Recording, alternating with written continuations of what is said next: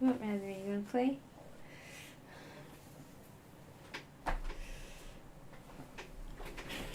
Hello.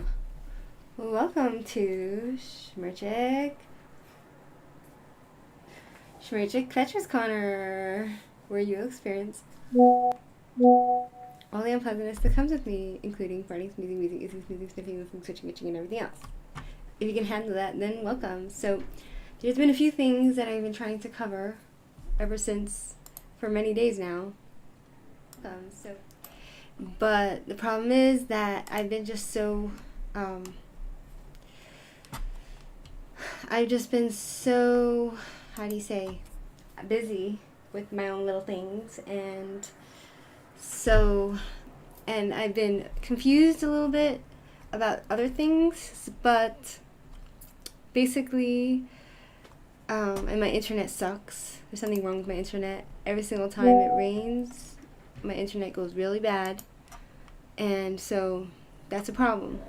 It's a problem if I want to go live, right? Or even like uploading videos and stuff. So, oh my god, basically, one of the things that I just watched, which is really, really funny. You want to play Rasberry? One of the things that I was watching, you know, Matt Walsh has a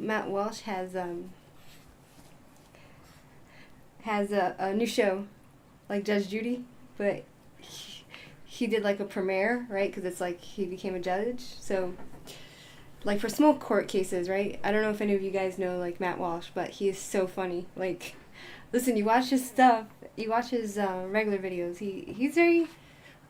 I feel like a lot of he doesn't have a lot of very deep introspection on human emotion and the complexities of it, but I think he's very good for some stuff. Like, I think he's fit to be judged for like common sense cases, like what he does, right? So,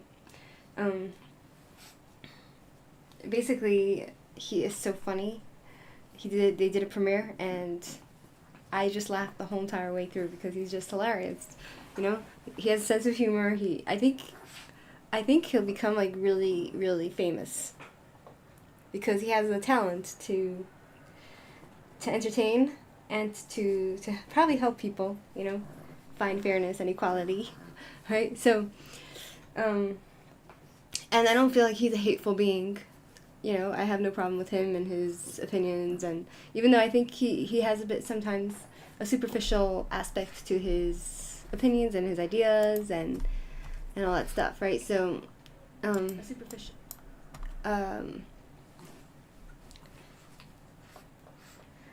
Basically, before when I had gotten here, I got home, right? I think I already showed you the video. I spoke about that video, right? So, not in the other video, right? So, I don't know if you can see Rasberry.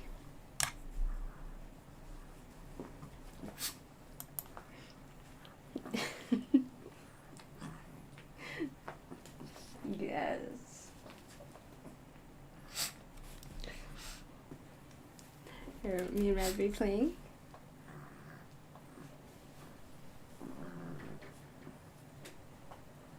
This is his little doggy, her little doggy.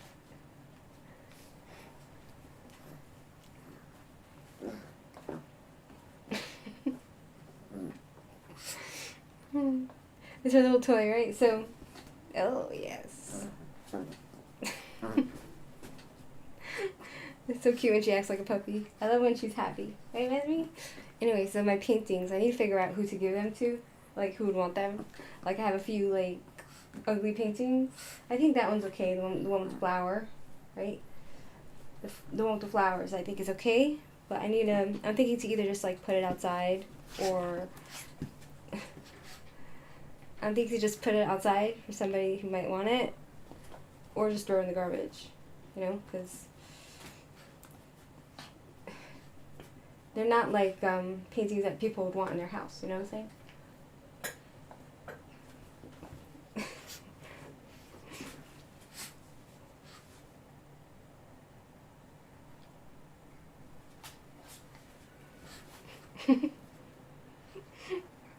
Rasberry.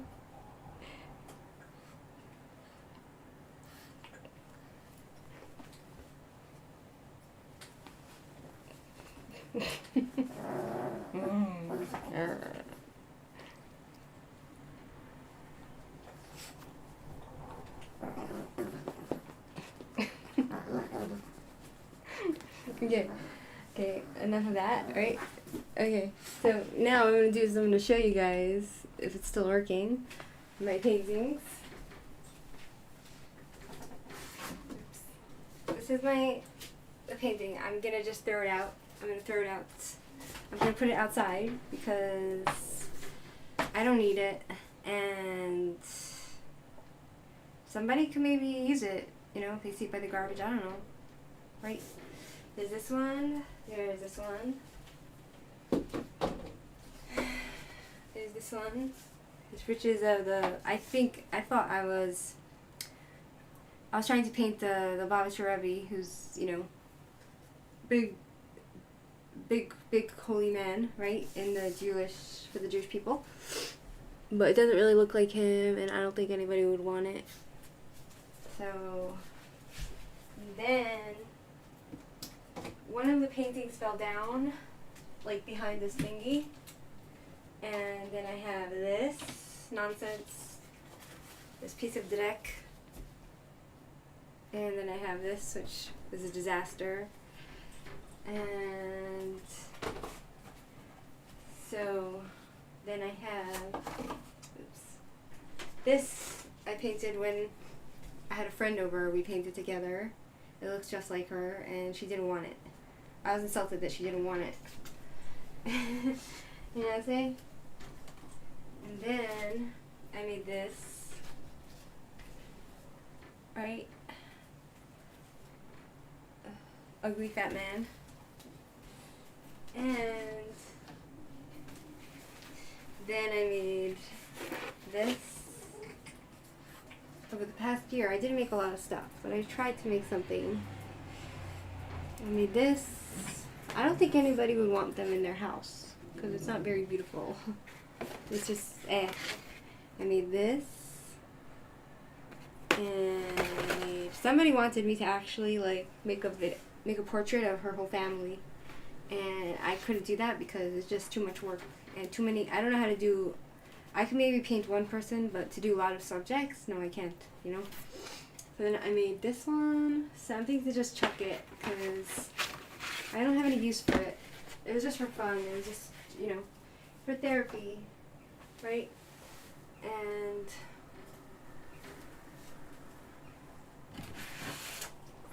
did I paint anything here? Oh, yeah. Here. See? This I painted. It's not very, I wouldn't say it's anything nice. And that's it.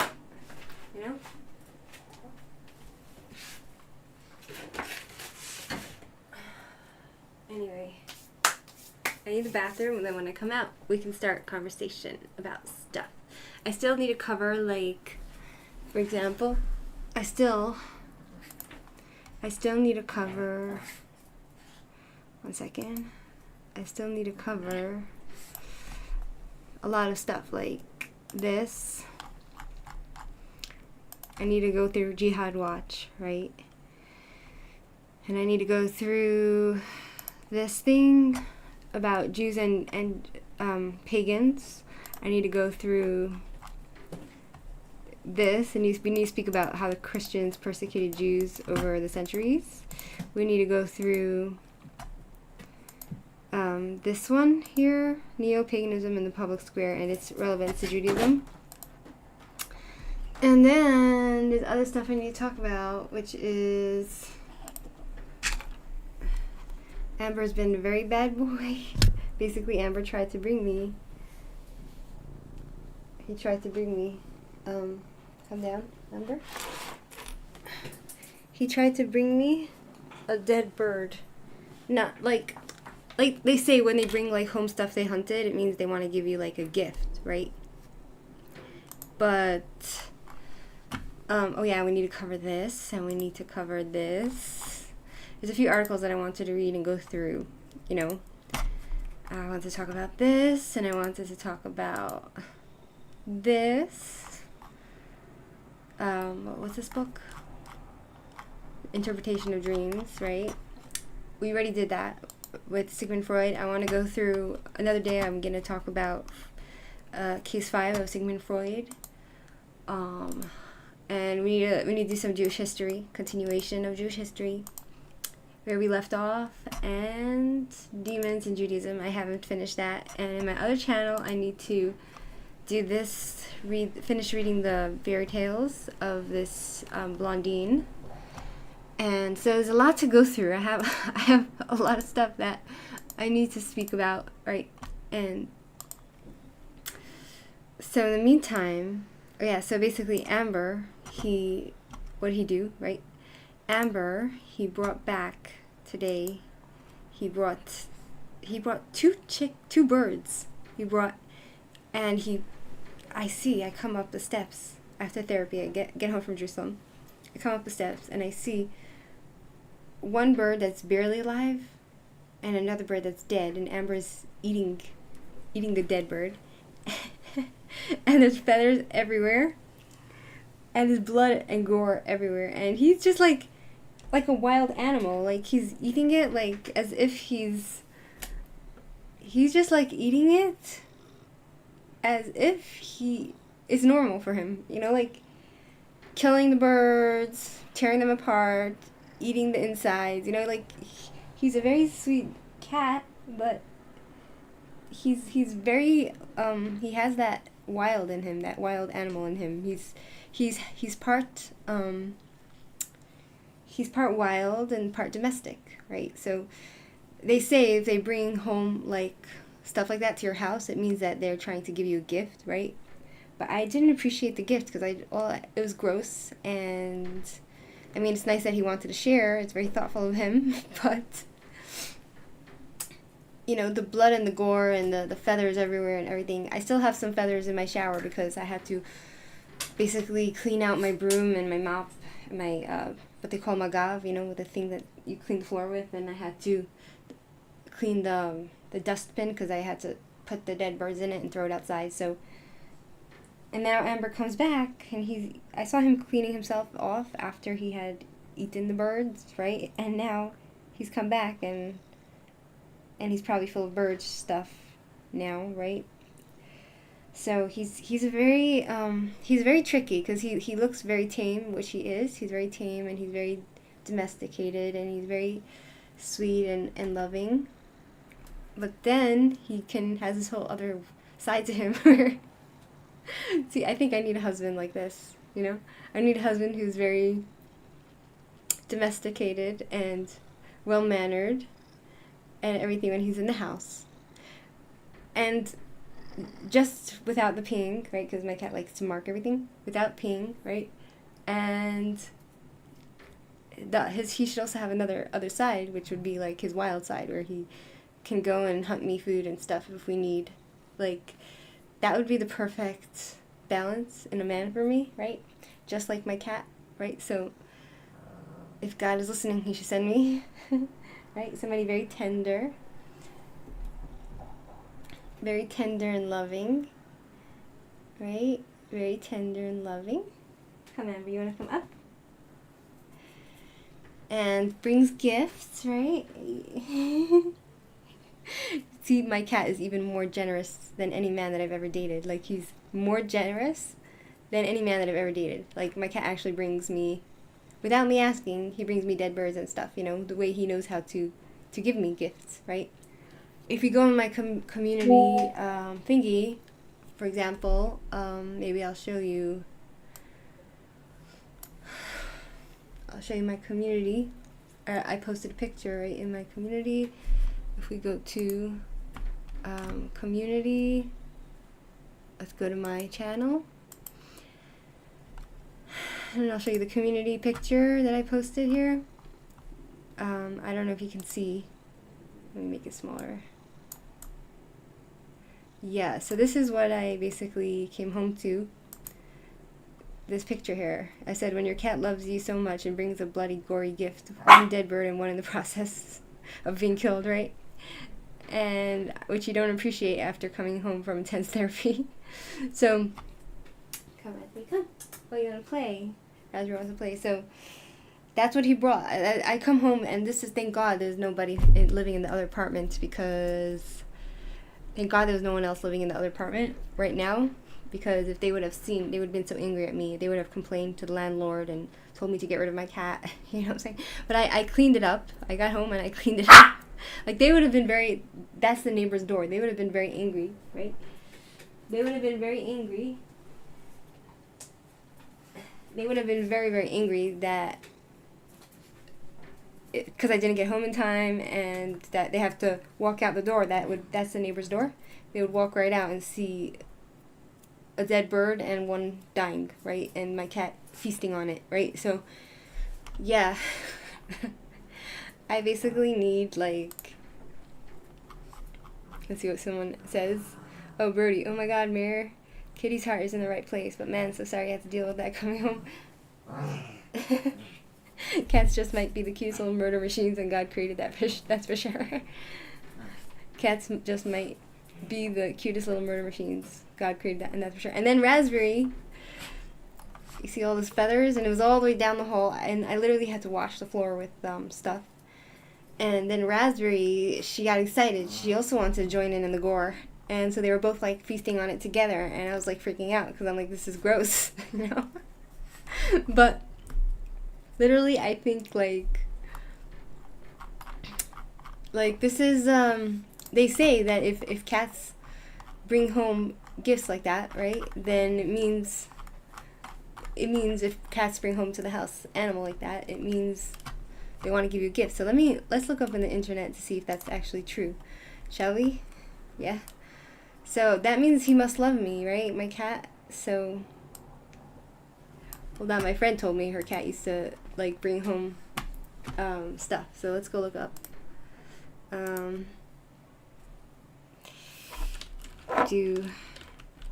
If cats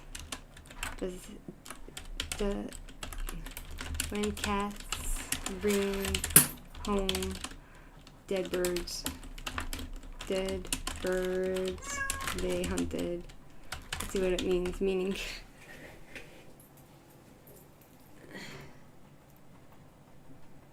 Seven.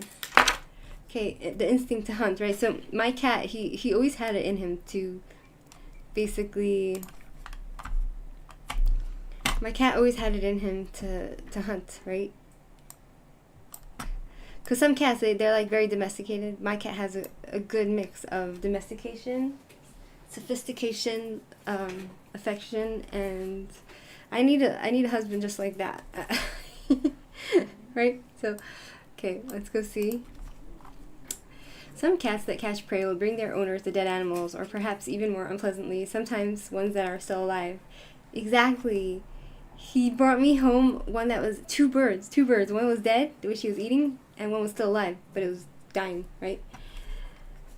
And that's really sweet of him. But I guess that's because he wanted to show off their prized catch as a teaching aid or as a gift, right? But I didn't react in a nice way because I was, like, really upset because I came up the stairs and this is what I see. You know what I'm saying? Like, gore. Right? Like, gore. Do you know what I'm saying? I had to take a picture because I thought I should show you. Right? This prey catching behavior has nothing to do with being hungry. Exactly. What does it mean when a cat brings home a dead bird? The cat will have brought the object home because they find it interesting, perhaps because it smells appealing to them, or it moves in a similar way to their prey, but brings it into their home territory. They can explore it safely and avoid others stealing it from them. Is it gifts? The question is, right? Why do cats bring you mice or dead animals? Is it gifts? The question is it gifts? Reject all. Why do cats bring you dead animals, right? So, if you have a cat, you're likely no stranger to receiving gifts from time to time. These treasures may take forms of dead spiders, mice, bigger prey, like rabbits. Like, I'm so glad that my my Amber. I'm so glad that my Amber brought home something that I'm not afraid of, like birds, because if it would have been bugs, I think I would have been out of here so fast, right? So why do cats bring you dead animals, okay? So the simple answer to why your cat brings your dead animals is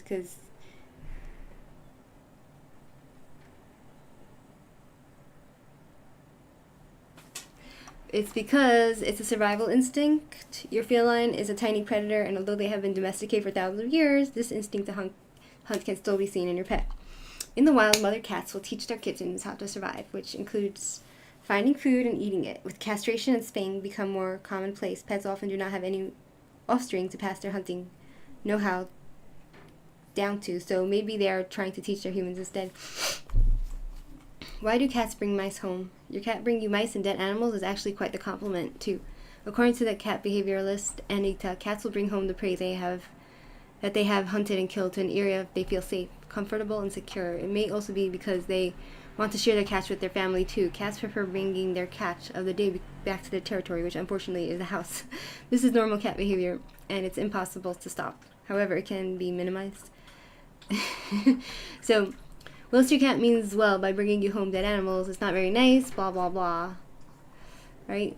So people don't want them to do this kind of behavior, but I would feel bad feel bad to beat that behavior out of my cat, because I think they should hunt, right? So is it a gift? That's my questions, right? When cats bring home stuff, cats bring much joy to our lives. Why do cats bring mice to our home? It's a myth. They say that they're trying to teach you how to hunt, right? However, the real reason cats bring these gifts home is because their home is where they feel safe and secure. Oh, that's nice. My cat feels happy here. When cats catch prey, they may not want to eat it or leave it where other animals could steal it from them. This is why they bring it back to their core territory. But the thing is that I threw the birds outside because I didn't want them to bring it here, right? It's also considered, while it's not a gift or present for you, it can still be considered a sign of love, as it shows they feel safe with you. Aww. Right? Yeah, but the neighbors, thank God I don't have neighbors, because if I had neighbors, they would have been like, I mean, there's no one living there now, but they would have been angry. You know? Why do cats bring home dead animals?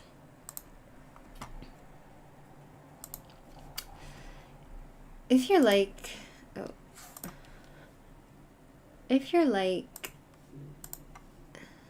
many cat owners, you want to know something wild at heart.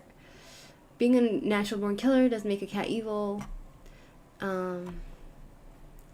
Why do they bring it home? They may not even kill the animal before bringing it home to the doorstep, right? Teaching their young, they teach it to their young. My cat doesn't have any young, right? Cat bringing dead animals causes problems. Exactly. This is like the bird that my cat brought home. 2 birds. I don't know how he got a hold of it. Like, literally, I don't know how my cat got a hold of the birds, because birds, they fly, you know, like, right? Birds fly, so yeah. You might love receiving chocolate or flowers as gifts, but unfortunately your cat doesn't get the memo, blah, blah, blah. Why do cats bring home animals? They're instinctive hunters. They're trying to nurture you. Mother cats will bring their kittens dead or severely maimed prey as a way of getting them used to hunting when they're a few weeks old. This allows kittens to practice on an easy target and hone in their hunting skills. But my cat is a boy, so when your cat brings you dead animals, it might be because they think you're a terrible hunter and want to help you practice. While that might sound a bit insulting on the surface, it's one of the many ways cats show you their love. Being a bad hunter is a survival threat. So your cat's letting you know they want to help you survive. Aw. They view you as part of the group, right? Female cats often care for kittens. They give you hey, my cat is male. Right? So they think me as part of the pack. Cats risk getting injured depending on what type of prey they go after. Rasberry also tried to eat the bird. Moreover, most cats prey on our native species, which can have severely consequences on an ecosystem that evolves without felines in the food chain. They're telling me not to let my cat out. Excuse me? Why do cats bring me dead animals? Hunting instinct, play. Okay. Reddit. Why do cats... I'm over 18. Why do cats... They didn't want to let me see it. Why do cats bring their own gifts? The theory I heard is that cats view you as big cat and dead animals as their way of providing food for the group, and to show they are useful and contribute. Oh, my cat brings dead animals and eats them herself. I think either she doesn't love me or she's waiting for me to take it, and if I don't, she seems I'm not hungry. Oh, the way cats see humans is that we're big and that we're... Oh, this is so annoying. Okay, never mind. I don't know why I just clicked into that. That's so weird. Never mind. Okay, exit. Exit. Right? Now what we could do is go look at something else to watch, such as the news. There's something I want to show you guys. The problem is that I have really bad internet, so I'm gonna save the fun for another time. Like real fun. I'm gonna save for another time. My next video maybe.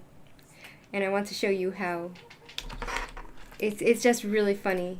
It's about Borat, you know Borat? On how he's Jewish and he's so good at pretending to be non-Jewish and afraid of Jews, and he shows you how ridiculous non-Jews look when they hate Jews, right?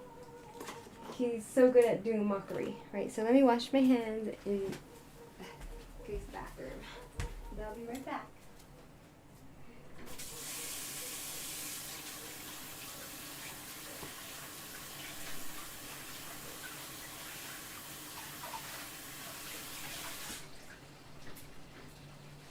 I mean, like, I feel bad because, like, Amber wanted to bring, when I opened my door to go inside, he wanted to bring the birds in my house with all the blood and the gore, and I was just like, seriously?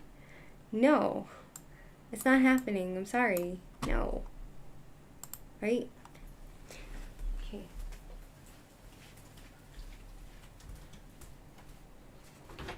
Throw the Jews down the well. Throw the Jews down the well. So my country can be free. So my country can be free. Throw the Jews down the well. Henry?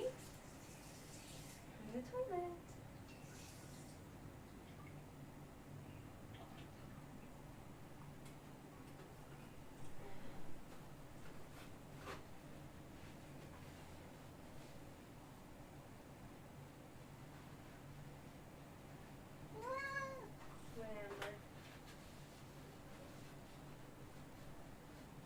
Hunting.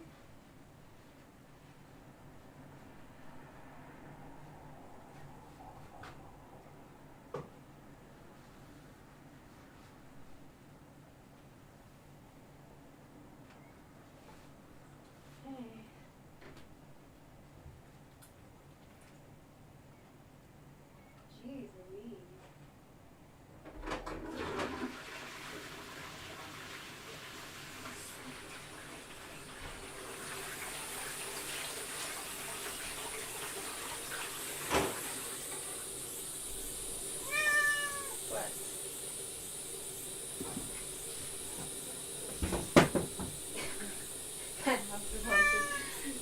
My house is haunted. I love you. No jumping. I'm not a tree. You can't jump on me and climb me. Okay, so hi Alaskan Finnis. Okay, so let us go and do some stuff that I wanted to cover, such as the Pagans. It might be quite boring, but it's something that is important to me. I've been trying to cover this for days and days and days, so... Right? Okay. What, Amber? I love you. I love you. He's so beautiful. Such a handsome man. If only I could find a man like you. He's so handsome. He's so good and handsome and generous and loving and affectionate. Yeah. He gets busy. Okay. Jews and Judaism as the Roman pagans saw them.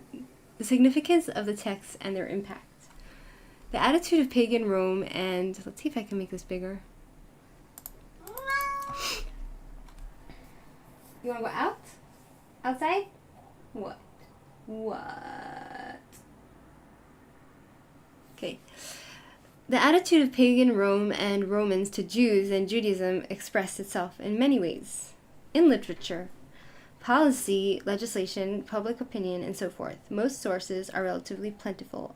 Others, such as public opinion, are scarce or nearly non-existent, and we may deduce their nature only by inference. Thus, we must assume that pagan Roman writers had some readership, but we do not know its dimensions, and in particular that of individual writers. There are also other imponderabilia, such as what impact theater performances made, and what texts, if any, left their mark on the non-reading public, the illiterates or semi-illiterates, as well as the extent of that impact, if any. There are also other ways of communicating with the public, such as by recitations of orators and other lecturers. Nor do we know how decision-making was arrived at in relation to government rulings, legislation, political, and other measures with regard to Jews, though in some instances we think that we have an inkling. Okay, so the Greek and Latin literature texts of antiquity referring to Jews and Judaism are one of the chief sources for the attitude of the intelligentsia to them. What? To them, it is, of course, an open question what we are to make of them. As with both historical sources, these references, small and large, do not stand by themselves and have to undergo due analysis, then evaluation and interpretation in order to derive at least some conclusions on their author's attitudes, methods, views, and so forth. Another open question is the extent to which we may attribute to these literary references of the status of public opinion. It is assumed that there was no belligerent antagonism to Jews and Judaism in Italy in pagan times, at least as far as we know, except for some intellectuals and members of the literal upper class. While some of the same members of these social classes had pronounced Jewish leanings, in the Christian era, religious antagonists became more and more intense following incessant incitement by the church, so that in the last 2 centuries of Jewish presence in Italy during antiquity, coexistence between Jews and Christians became a serious problem. Whether that has some of its roots in pagan times is, of course, debatable. Dislike of the foreigner, of the so-called other, also known as xenophobia. Yeah, so this xenophobia, it means being afraid of others, foreigners, right? This rabbi, he's not a rabbi actually, he's this Jewish historian, and he speaks about what xenophobia was, and he explained it just like this. I think it's Greek. It means other, being afraid of other. Particularly if the stranger is at the same time exclusive, is evidently present in all societies, but we have found no explicit, so it meaning like, if there was a group of people who don't allow others in, then people don't like that, right? Like, not letting... Exclusive means, like, different and to their own, right? It means special. I don't know what exactly exclusive mean. Like excluding all others, which means leaving them out, right? So, it's evidently present in all societies, but we have found no explicit evidence of its existence among the masses in pagan times. Though there is no proof of the opposite, with the victory of Christianity, that probably became gradually the ruler rather than the exception. So, yeah, my other video was talking about paganism, and how basically it was speaking about how pagans before, like, even the times of the Romans really didn't like the Jews because they were so different from the regular norms of the day, which was to be pagan. And, like I tried to explain, pagan has a lot of meanings. It's not just, that they're idol worshippers. It means like they're connected to the earth and other things, right? So we completed this. Now, where are we? Now what I'm going to do is I'm going to look for other stuff that I wanted to cover. Oh, Neopaganism in the public square and its relevance to Judaism. So this I also want to read, but it's really long, right? Because this one talks about Princess Diana, right? Okay, this is going to be really interesting. This is what I want to read. So if you're bored, I feel bad for you, so you can log out. Want to go out? Why does he always want to go out? What's so exciting about outside?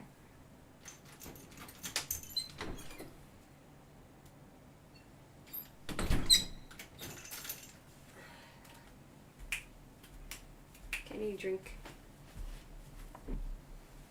Throw the Jews down the well. Throw the Jews down the well.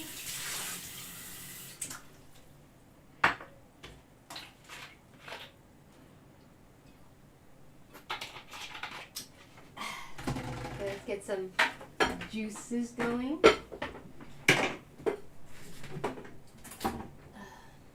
Where is, oh, there it is. Juices.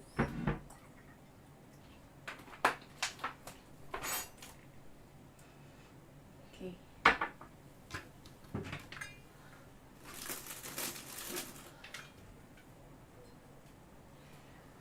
Okay, here we go. Now that I'm thinking back at like Matt Walsh, right? I just watched his show on YouTube, right? The way he's the judge, right? He's the new judge, and he's just so funny, but he has this, I don't know what it is, he has this modesty about him, which makes him more, it's just sweeter to watch him, right? He's not, like, he gives off, his attitude is arrogant, but he within himself gives me the vibe of somebody who's more shy, right, generally.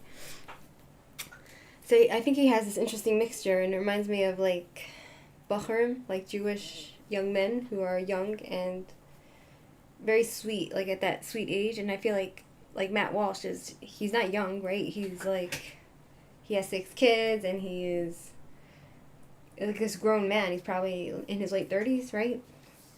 But yeah, it's just something that I'm observing, something cute about him. Yeah. So right?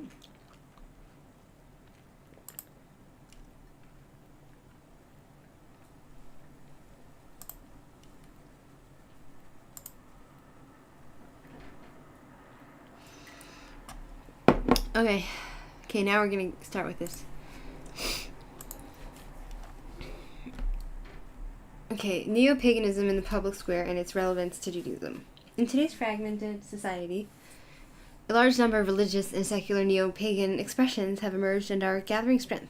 An increased interest in nature is a central element in many of its manifestations. Expressions of this attitude are found among neo-pagan believers, neo-Nazis, and some extreme neo-Nazis. How did I get lumped in here, you know? Neo-Nazis and some extreme environmentalist currents.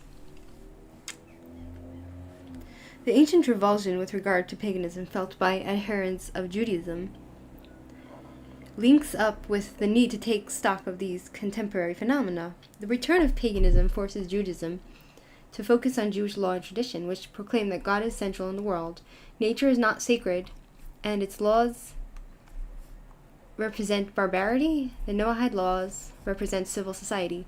There are many reasons for Jewish observers to watch attentively which direction the powerful, renewed interest in nature will take, and what consequences this may have for world Jewry. So, paganism, that's why I said, like, at the beginning, that paganism is a mixture of idolatry and just being connected with the earth, which is not idol worship, but it can become idol worship if people, like, literally worship the earth, like people who are, you know, the environmentalists, like Greta Thunberg, you know, her new idol worship, her new obsession, so to speak, is environmentalism, whatever that means, right?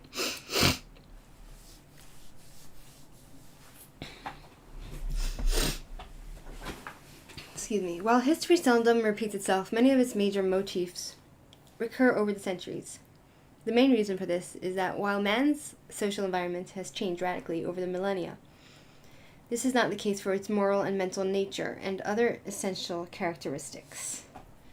This repetition of motifs is frequently stressed by a variety of contemporary manifestations of idolatry, both in and outside of the public square. None of these are entirely identical to the pagan rituals mentioned in the Bible. Nonetheless, like its predecessors, Neopaganism merits Jewish concern. As modern phenomena do not have the same outward appearances as ancient ones, one can no longer invite visitors for a field trip around pagan Jerusalem, passing Astarte's holy poles, incense burning to Baal, or horse sculptures dedicated to the sun god. One cannot let tourists experience religious prostitution, at least not in the literal sense of the word, nor show as the excursion's high point parents burning children at Moloch's shrine in the Ben Hinnom Valley. Astarte and Baal are no longer worshipped, though one still has to pay to see sculptures of them at museums and archaeological sites.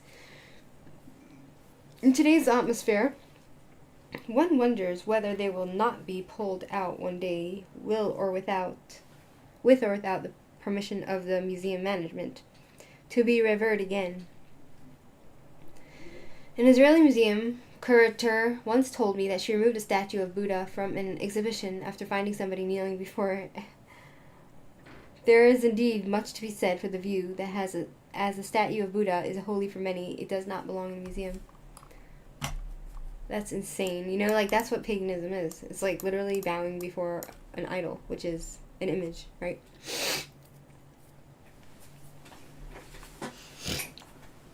Excuse me. Some neo-pagan expressions are religious, others secular. The latter concern secular religion. Ideology as well as popular culture. We also find indications of this in a business context. Semantics show this well. The pagan idiom has permeated the world's leading papers. Money-hungry people are considered to worship Mammon. Consumerism is called contemporary religion. I don't understand all that, but I think it's trying to explain, there's different types of ways that paganism can transform itself from back then to now, right? What's this? Bosses dolls. Oh, that's that. Bosses dolls. Bosses dolls. Okay, where are we? Back to paganism. When The Economist wrote about Nobuhiko Kawamoto, the retiring chief executive of Honda, it mentioned that he has worshipped fast machines all his life. When he became chief executive in 1960, Honda was in thrall to its engineers, a priesthood housed in separate premises. Time magazine writes of the software programmer Linus Torvalds. Pale, fleshy groupies surround him on all sides, adoration in their eyes. Some call him a god and want to be among his disciples, helping spread the word. He's 28 years old, and his religion is called Linux, after a piece of computer code he wrote for Kix in 1991. While students at the University of Helsinki, the Financial Times says the same in other words. Linux is not just about software. So basically, because this guy developed software, now people feel like he's some sort of god. Linux is not just about software. Among devotees, the alternative computer operating system has become a religion. So that's another form of paganism, right? Because they're like literally worshiping a person or like a thing, right? While Marilyn Monroe was considered a sex symbol, semantics have since become more religiously influenced. Singers like Elvis Presley or Madonna and sports stars like Michael Jordan or Ronaldo are idols. Like, that's what idol worship is, like idolatry, right? Either worshiping an image, a thing, or like as a deity, or even like people, right? So that's idol worship, which ties into Christianity because they worship a man, like, as a literal god, like. When Jordan retired, a comment made by a well-known opponent after one of his early games was frequently quoted. God has descended on the court. A Dutch journalist told me that in their championship years, the Ajax soccer players were often called the sons of God, and at a Dutch crematorium, one can have one's urn buried in a lawn taken from the Ajax stadium. On the 20th anniversary of Presley's death, more than 30,000 people participated in the procession past his grave. On that day, 5,000 of them visited Graceland, his former mansion, now a Presley museum. The others could not get in. Near the grave lay a 1.5-meter mountain of flowers and teddy bears. Memorabilia such as buttons and mugs with his pictures are collected. On television, I once saw a woman who had been to Graceland and had found a toenail on one of its doormats, which she now keeps and wonders whether this relic might have been Presley's. This fits the do-it-yourself mode and calls up associations with the 8th century Christian heretic Adalbert, who had an absolute hold over his immediate followers. They were convinced that he knew all their sins without them confessing them. They treasured as miracle working talismans the nail parings and hair clippings he distributed among them. Other objects, such as Presley's hairs, are put on altar-like contraptions. Some people claim that he has appeared to them as a revelation. An entire multifaceted mythology has been built up around a country boy who, after his death, gives bliss to many people in a much shorter period than the other country boy, Jesus, from whom many of his fans derive the symbolism for their adoration. So you can see here how clearly what the definition of idol worship is and how that ties in with Jesus, right? The Diana cult, right? The Diana cult. The Diana cult. Did I repeat that? Above all, the late Princess Diana has become a universal icon.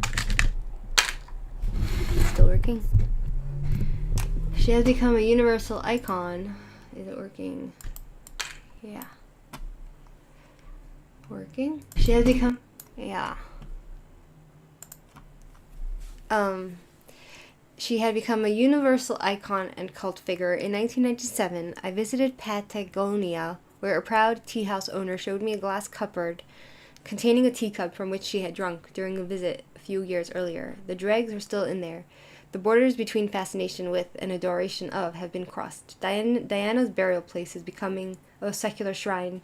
Mythology is developing fast. The father of her lover hints that the accident was murder. There is already a walking tour around the main locations of her life in London. You want to play? She wants to play. You want to play?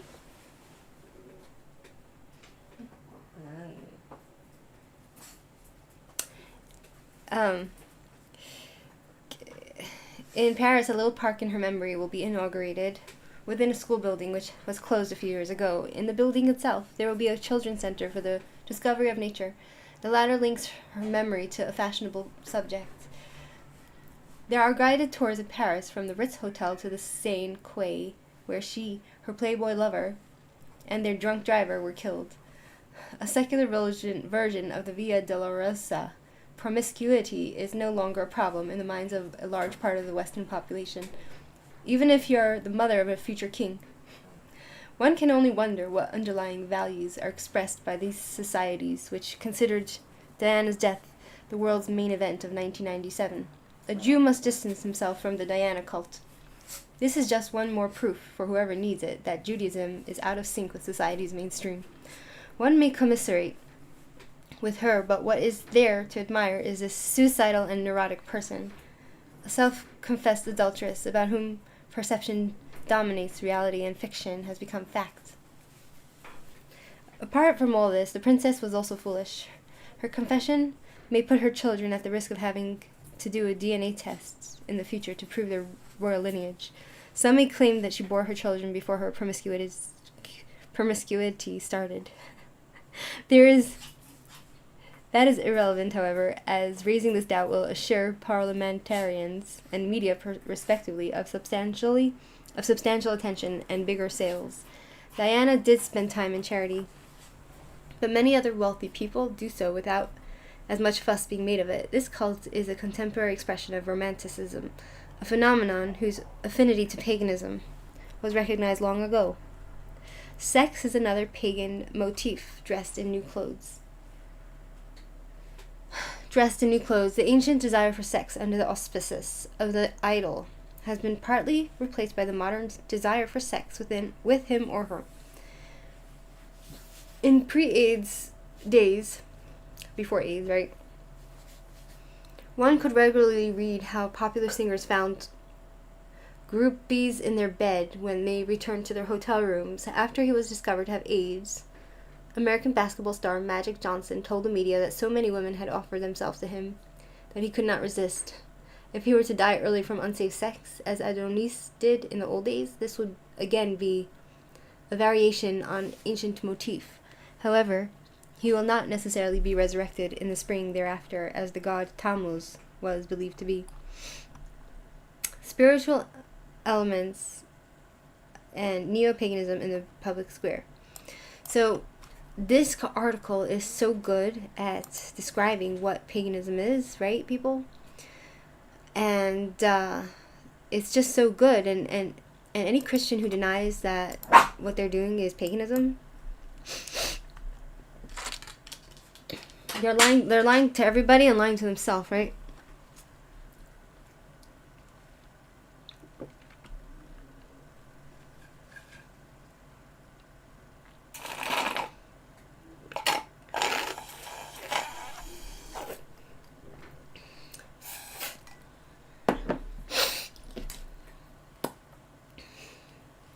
The spiritual and ritual elements of today's idolatry are still evolving and are part of a widespread search for unconventional religion.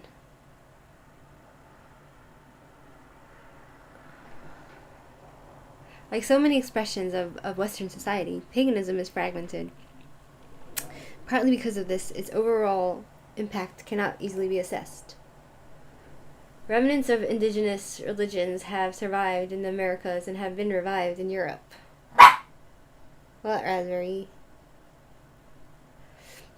What? Right?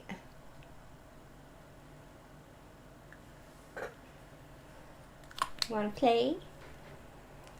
Do you wanna play all day?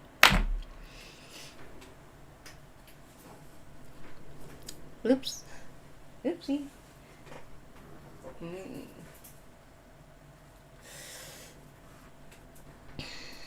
Several Eastern religions which have come to the West are pagan or have pagan elements. One fashionable one is the modified teaching of Tantra, about which the Wall Street Journal wrote, "In the hands of America's New Age marketers, sex or sexual healing is very much the point and profit. It's more often than not the motive. Trading on testimonials from Hollywood celebrities and using a vocabulary borrowed from Hinduism and pop psychology, modern Tantra advocates are spinning Tantra into an eccentric market, racking up perhaps tens of millions of dollars in annual sales. Neo-Nazism is another semi-religious ideology. One hears more about its racism than its pagan interests in nature, but the latter are there nonetheless. Few people realize, and contemporary German Greens prefer not to be reminded of it, that the first major nature protection laws were issued, of all places, in Nazi Germany, which would prove to be the cruelest Western country with regard to humans. There are person engaged in such practices. Any person engaged in such practices would be removed to a concentration camp. Like practices as in doing bad things in nature, like not protecting nature. 20 years ago, already, the Dutch historian Lea Dasberg pointed out the dangers of an exaggerated return to nature approach. The natural has again become normative as a counterforce to culture. So soon after Nazism, which proclaimed the same, one has again forgotten, because, Nazism was all about, it's natural for the white Aryan race to stick to the white Aryan race. I don't understand how Nazism is pagan. Because pagan is, about nature, right? And so maybe they're saying because Nazism basically worships nature because they put laws up protecting the nature. One has, again, forgotten what dangers the elevation of nature as a norm brings with it for the handicapped, the sexual outsiders, the elderly, and interracial societies. Historical reflection should teach us that it has always been the rural and agrarian communities which have produced the destructive movements based on millenary thinking. The partial ideological affinity between Nazism and extreme environmentalism, has been referred to by various authors, both Jewish and non-Jewish, including Walter Lacour, Robert Poyes, Michael Wishagrud, and Luc Ferry. This is a field which merits substantial additional research. Religious Neopaganism. Religious Neopaganism are yet another category. These are not necessarily provocative people. A Jewish Harvard University student told me that when asked about their religion, several of his non-Jewish colleagues answered that they consider themselves pagans. He added, they are dour people, no different from other students. In North America, Wicca or witchcraft claims to be the fastest growing religion. Whether that is true cannot be ascertained. Neither can the international spread of neo-paganism can be assessed. American rituals are not necessarily the same as those emerging in Eastern European countries, where the gods are Slav. The Jerusalem Post reported about a grandly named June 20 to 25 World Pagan Congress in Lithuania. A sedate mix of ethnographers, hippies, and New Age followers, with participants from Latvia, Russia, Britain, and the U.S. In Germany, there is a revival of national Volkische neo-pagan groups. This nationalism is characterized by its claims that the northern race is different from other races. Most neo-pagan groups are very small. Some, though, strive for recognition as an official religion. The internet is an easy communication and propaganda vehicle. As an Italian paper put it, on the World Wide Web, David is equal to Goliath. Much, but not all, of neo-pagan rituals centers on nature. There are many modes of veneration in this splintered world, right? The sun god is making his re-entry. On May Day, some pagan fertility rites celebrate the sexual union of the gods who replenish the earth. Equinox and solstice are festive days. One can communicate at appropriate moments with the spirits of one's ancestors or others. Animism is no longer exclusively confined to American Indians or African tribes. For those looking for a more selective nature religion, there is Druidism. Besides the serious movements, there are also those who take matters less seriously. For playful Jews, there is or was Hasidic Judaism, which has among its scriptures one called Mishmash. Oh my god, all this stuff just sounds exhausting. What? Okay, we have to figure out what to do with you, Raspberry. You want to play? Let's play. Let's play. Okay, let's get this and this.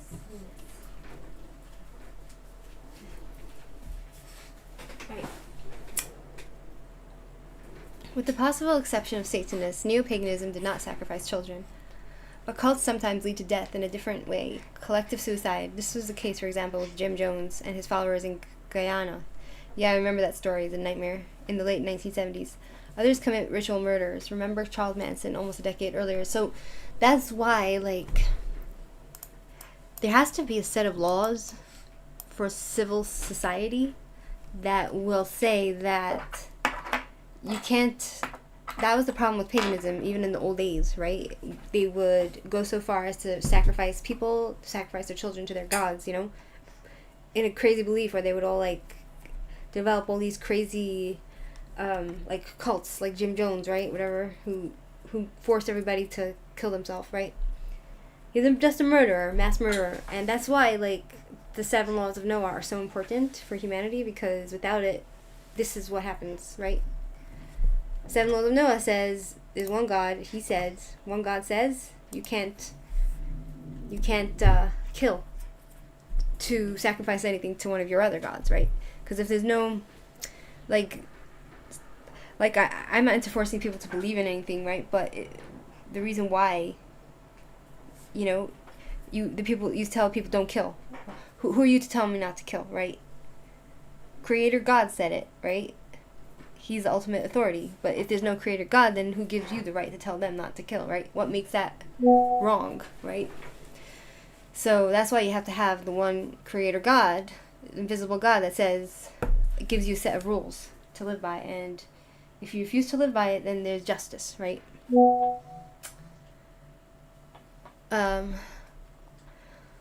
With the possible exception of Satanists, Neopagans do not sacrifice children, but cults sometimes led to death, right? Like we said, the increase in nature worship may be explained by the attitude in contemporary Western society that anything is permitted.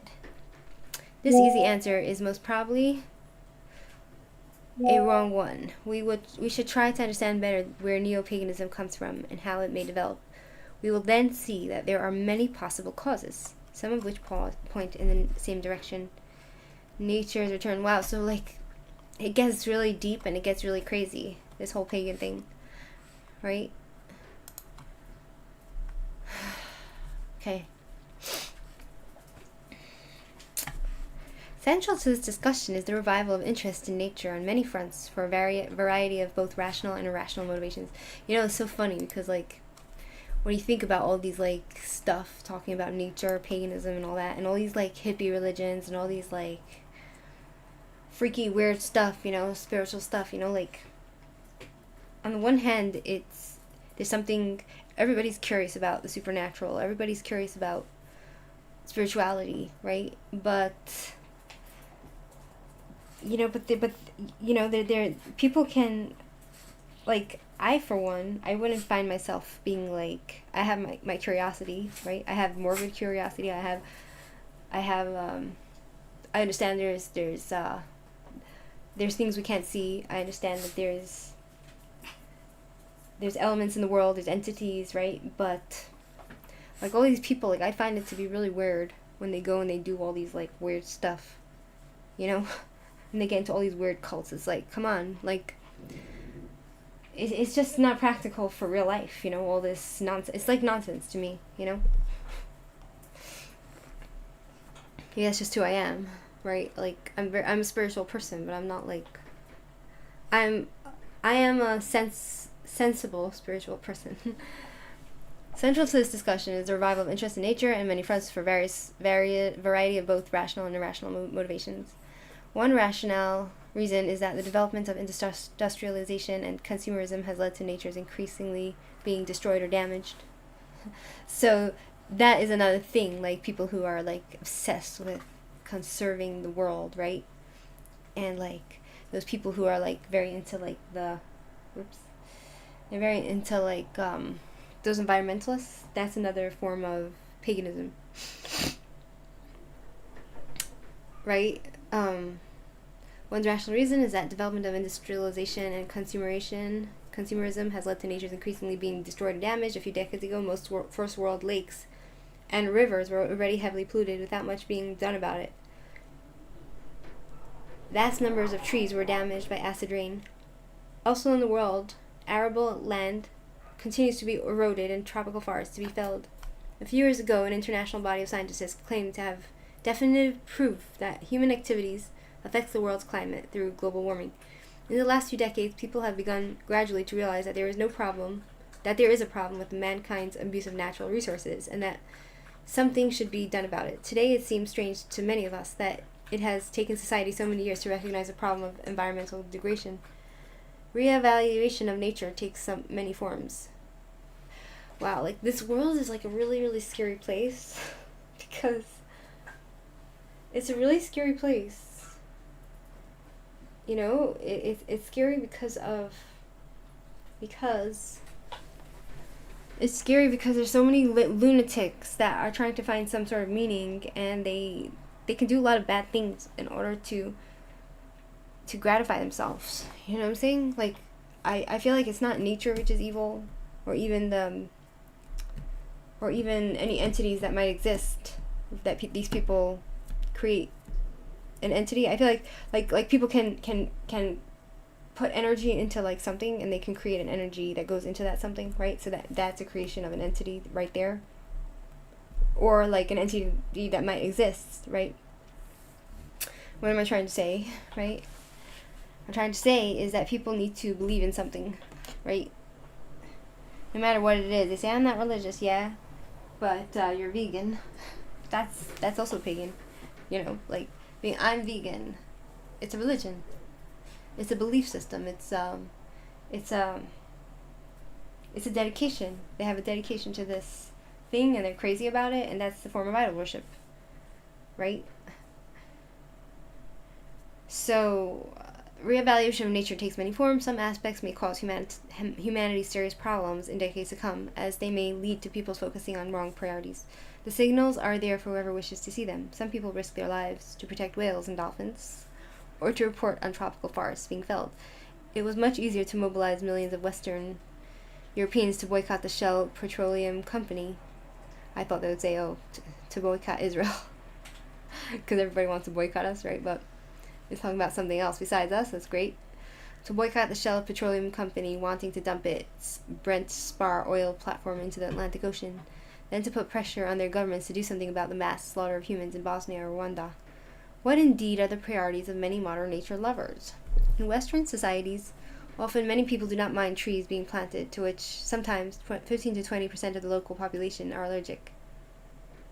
So there are people who would plant trees that humans are actually allergic to, which can cause them damage, right? There is some irony in it that the health problems these trees create then have to be alleviated by much maligned synthetic chemicals. The same people are opposed, however, even to marginal emissions from industrial plants, from which part of the local community makes a living. So they're so dedicated to their religion of worshipping the environment, for example, right? So then they will sacrifice the human health, for example, by planting trees which are not healthy for humans, and then they will go and try to take away people's business in the name of, which harms people, in the name of their religion. So that's a form of idol worship, right? And it's not to the benefit of humans. After all is said and done, it's actually hurting humans, right? Because of their irrational beliefs and their dedication to a form of worship, right? Form of pagan worship, I think, right? There are many reasons for a resurgence of nature's role. One is increased awareness that science can provide only limited explanations and solutions for the human condition. Nature is being rediscovered. Now that technology and science have partly failed, mankind exaggerated expectations. Yet another reason for the desire to return to nature is that society is becoming increasingly virtual. The media brings us what happens and mix it with fantasy. Getting closer to an issue may mean getting further away. Who knows what is true and what is manipulation? People suspect that they are being manipulated without knowing how to prevent or unmask it. Perception influences and thus often becomes reality. It's because of the internet, right? So nobody knows what's real or fake, because you could see anything, and then it's like somebody's making a story and you see it, and they could digitally alter stuff, and yeah. What's the answer? Move out of society. Make your own society somewhere in the mountains, somewhere where no one's ever been. Right? What's Rasberry? You wanna play? You wanna play? Yes.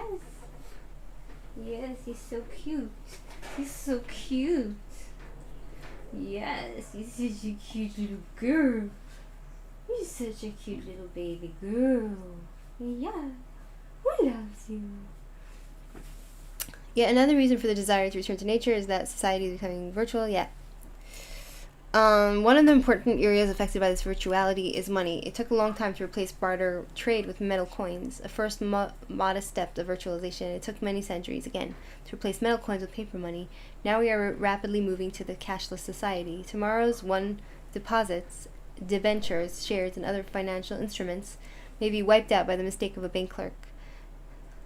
Oh, that's true. The attack of a computer terrorist, or the millennial bug somewhere in the computer, so you can lose all your money that way, because it's all virtual on a computer. You don't have the wealth in your hands. You don't have any. It's become. That's why it's important to own something of value like gold or real estate. A chip may be embedded, which will wipe it all off on the occasion of the millennium change or at any other future date. Or people could just steal it virtually. Where in the computer, or many computers experts tell us that they intend to take all their money out of the bank in the last days of December 1999. This talk increases panic in a year, which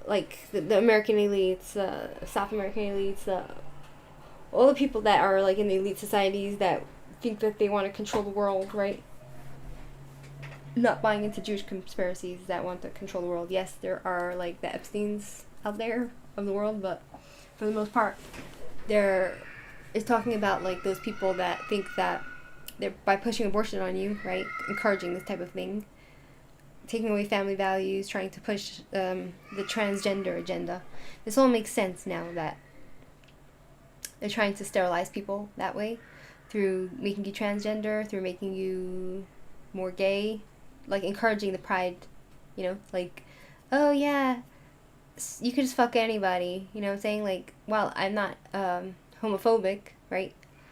What I'm saying is that maybe they are suggesting it to try to make people be more liberal in not just being like, okay, I know I like men, right?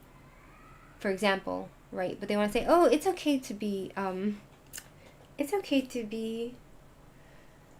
bisexual. You can just try everybody out. You can be with anybody, right? Like that type of thing. And then it encourages this type of ideas, right? Like abortion, pushing it, also like pushing people to kill themselves, like making it a good thing. Like it's another cult. That is something that what's his name in Canada? Trudeau in Canada is encouraging euthanasia. It's part of their plan to decrease the numbers of the people born because of this whole idea that nature is becoming nothing, and therefore at the end there's going to be no food enough for all humanity, so therefore the world is going to collapse. So therefore we need to kill as many people out as possible and let some people live. But they don't realize that in the West that might work, but there's billions of people, like in the Mideast, for example, that have exploded 1,000 million babies, right?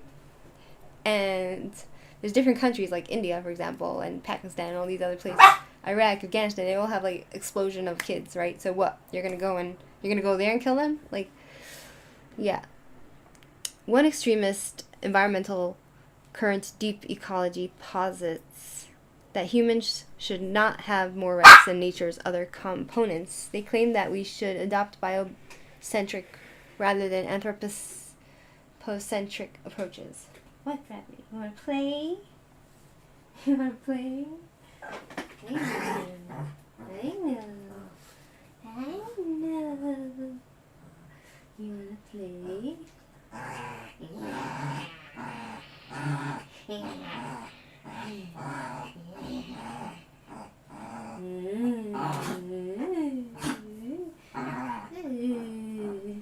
Okay, no more, Rasberry. If one were to take this to its logical extreme, this would mean that in the case of major fire, people should prefer the fire brigade to focus on saving endangered animal species rather than children, of whom there are many. So, with this whole entire idea of paganism, any sort of morality, which should be considered moral, goes out the window because if you value nature over humans, because save the world, you know, save the ecosystem, right? Then if that becomes more important to you, then humans become less important, and therefore you can just kill anybody you want, and then, right? But then what, right? Then, but what's their intention? Why do they want to just kill people? To save the world? But who's the world for? It's for people, isn't it? And for animals, and for, like, I don't know. It's boggling my mind. It's getting me confused, right? Is it working? Is it working? Confused, right? Yeah, it's working. So. I love you.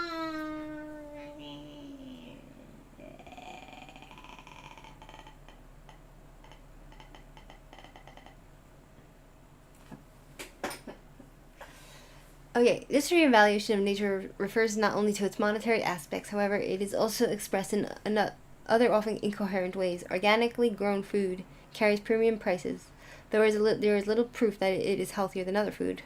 Bird-watching globetrotters may have a much more negative impact on nature's non-renewable resources than people gambling in an adjacent casino, or those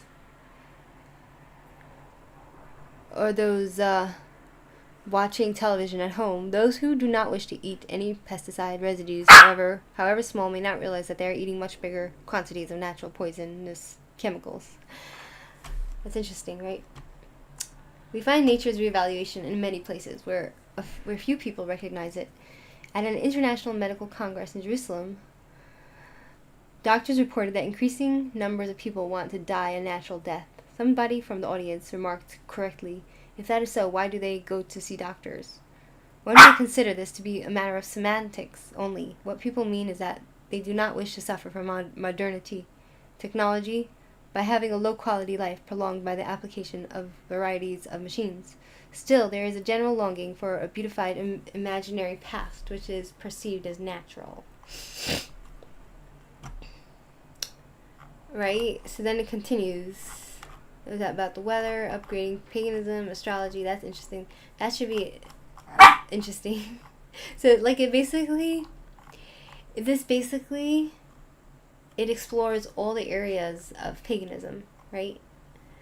This explores all the other areas of paganism, right? Hold on, there's a few pages here. Yeah. So, what, Raspberry? Okay. Extraterrestrial and power, right? See, this is a very hard ideas to get a hold of, and to think about. It's very tough. It's very hard ideas to wrap your mind around, right?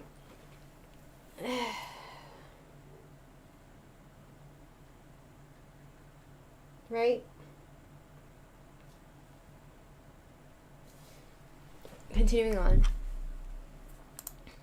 The emergence of a variety of religions, expressions of neopaganism in modern Western society has to be partly seen against the background of this desire to return to nature. The idolaters are not necessarily implying that anything is permitted. Their message may well be the opposite. All other ideas have failed. This includes monotheistic religions, totalitarian ideologies, atheism, secular humanism, and science. In the past 2 centuries, we have seen the belief in an invisible God first weakening, then being abandoned by substantial parts of Western society. Thus, a spiritual vacuum was created. Major ideological weeds, secular religions like communism, fascism, and Nazism, in historical order, entered the increasingly barren public square.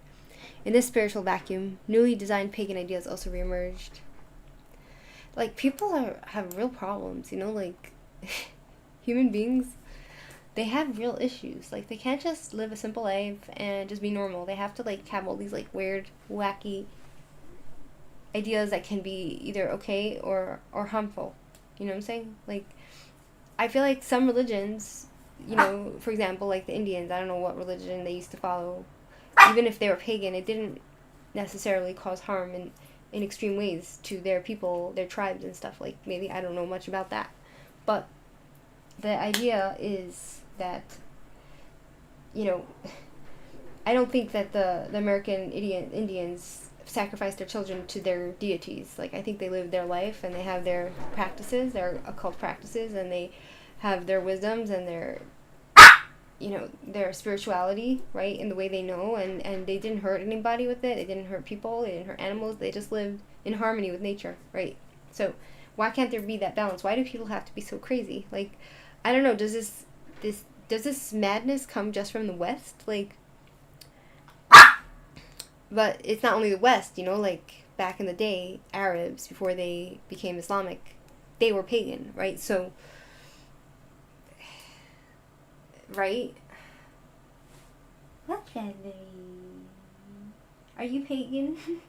No, you're not pagan. You're part pagan. Yes. Yes. Yeah. Amber's here. Are you part pagan, Raspberry? Yes. Should we open the door for Amber? Yes. Let's open the door for Amber. Da, da, da, da, da, da, da, da. And I cut up some potato, and I cut up some tomato. I think that there has to be, like,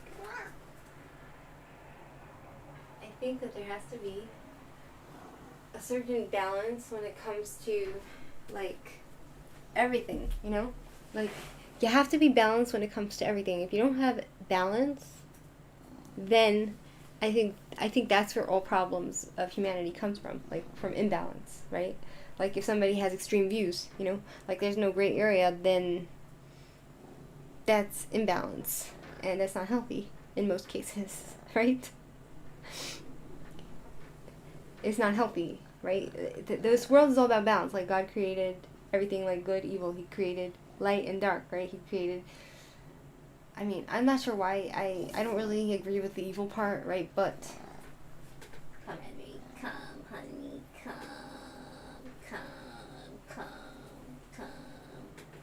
So, like... if they're going to be pagan, why can't they... Like, I feel like some pagans, like, from the ancient times, they actually had some form of balance. Besides, if they weren't sacrificing their children to their gods. But, like, why can't people just be normal? Like, not be like, okay, let's go kill yourself, you know, like, euthanasia, you know, like what Trudeau's doing, you know, because he wants to save the ecosystem. You know what I'm saying? Come on. Yeah, I don't know, the whole thing is very strange. Rasberry.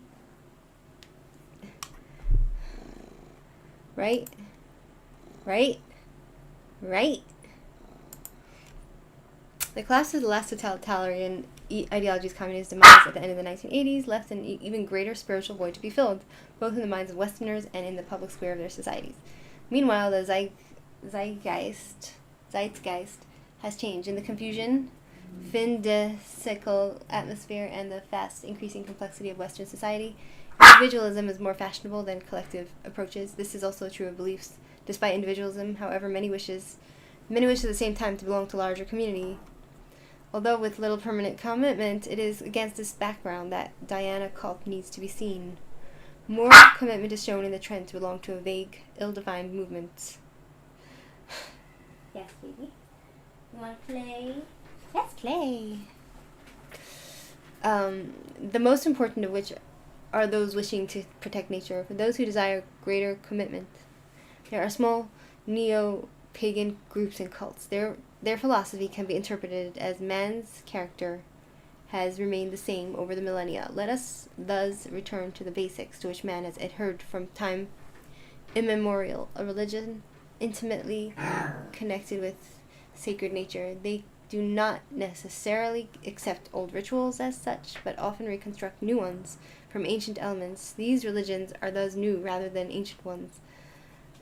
Like, if they were practicing real ancient religions, then they would actually get down to real, authentic paganism, which would be, like, one with nature, healthy, balanced, right? But these people they're taking elements of belief systems from thousands of years ago, and they are adding their own twist of nonsense to it, and then, therefore, you have cults like that guy that made everybody kill themselves, right? So they provide many opportunities for individual expressions, and each person can construct his own rituals. For pagan reconstructionists, in search of ideas, Fraser the Golden Bow holds the potential of a considerable ready-made collection. The Financial Times report that a clergyman of the Church of Ireland had a mystical experience through which the feminine aspect of the deity was revealed to him. With his wife and sister, he was eventually inspired to set up a religion. So then there comes the cults, you know. They discovered their religion and their spiritualism, and then they developed their charismatic personality, and they are very manipulative, a lot of them, and they want power also, so then they make people, you know, do their thing with their own nonsense, and then they hurt people, and then people in the cult can be brainwashed to do hurtful things too, because there's nothing authentic about their paganism, right?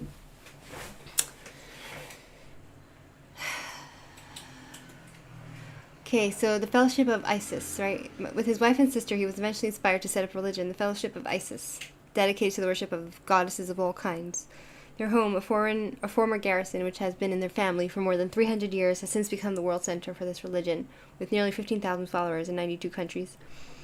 The basement has been divided by pillars, which makes it easy to divide the space into small altars. There is one for each sign of the zodiac, with appropriate references to the goddess. Leo, for example, has a statue of the Egyptian cat goddess Bast. Other altars include one devoted to clairvoyancy, with a crystal ball framed with the eyes from a peacock's tail, another to Native Americans, complete with painted buffalo skin, and one to healing. Wow. Neopaganism is part of the search for roots and may be interpreted as a religious root therapy. Thus, not only is nature being re-evaluated in modern Western society's thinking, but the return to prominence of the forests and the lakes, the spirits which lived in them have also been resurrected.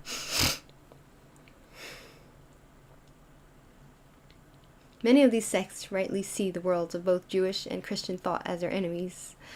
So then you see it's because of their own form of religion, which is supposed to be like peaceful and they have their own thing. They are not really tolerant of other religions such as Christianity and Judaism because it's opposites, right? But can't we all just get along, like, hey, you do your thing, just don't hurt each other, and that's fine, but as we can see, religions, they are just an excuse for people. Most religions are just an excuse for people to, because it's unbalanced, it's an excuse for people to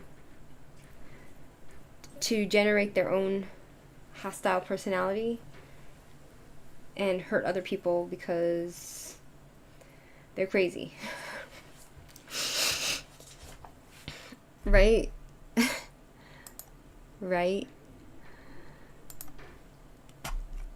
Many of these sects rightly see the worlds of both Jewish and Christian thoughts as their enemies. There is no place in monotheism for the divinity of nature to which humanity must bow.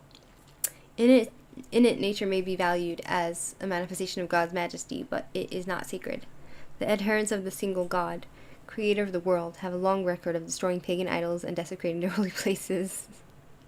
While one may claim that a variety of the present form of nature adoration are un-Jewish, many neo-pagan reconstructionists can be considered anti-Jewish. The thing is, like in the old days, there were some pagans that would sacrifice their children to their deities, right? So in that case, I think we have a right to go and destroy their altars and say, fuck that, right?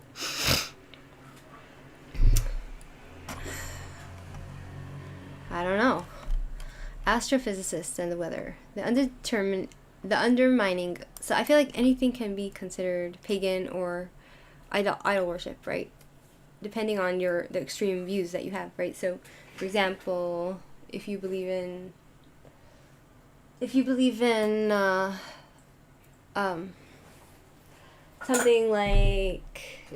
something like, what kind of idea can I bring? Like, if you believe in macrobiotics, for example, and somebody who's very into the nature and the healing of the body, and they have really extreme ideas about things, right? And then they try to influence you to eat in the macrobiotic way, and you adhere to it like this, and it becomes a form of worship, then that is idol worship, right? So, right? I'm trying to understand when something becomes like considered idol worship, and when it's considered idol worship, and when it's just something that's for your health, right? Or what's the distinction? How do you differentiate between a way of life and just being devoted to something, but then what point does something turn into paganism and idolatry? Is it a devotion to it that it can be no wrong, and the fact that you can't question it, or not the fact that you can't question it, but is it a form of idol worship? Because something becomes a form of idol worship when you see it like this and you can't change things to suit yourself better if it doesn't work for you, and be like, no, this person said this and that's the way it is, and only eating tomatoes, right, for example, and you can't add cucumber to your diet because the man who created this diet said it, right? That becomes a form of idol worship when it becomes extreme. Somebody help me. Hi, Brody. Howdy there, Mirror. Isn't that cute? Little murder machine cat of yours. I know, right? Yeah, it is. He is very efficient in his way of murdering birds, right? I'm trying to figure this out. Like, I wish people would, like, contribute to the discussion. You know, try to provide some clarity on certain things, right? We're talking about paganism and when it turns into idolatry, right? Right? Astrophysicists and the weather, right? So then it goes into that type of paganism, right? So, like, anything could become pagan if it becomes like a religion, right? That's connected with the so-called earth or something, or connected to any deity, for example. The undermining of basic monotheistic beliefs comes from many other directions. This helps provide the infrastructure which enables nature worshippers to increase their self-confidence. Some may come from academics who have no affinity whatsoever with neopaganism, because paganism is a form of also nature worship, right? But it can also mean idol worship, right? Which is not connected with nature either. So,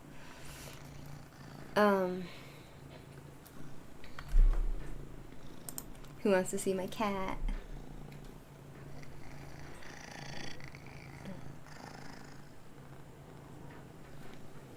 Such a good cat. Such a nice little boy. Such a nice little boy, right? He needs a bath, but, you know, he won't let me bath him. He'll cry as if he's dying if I try to bath him.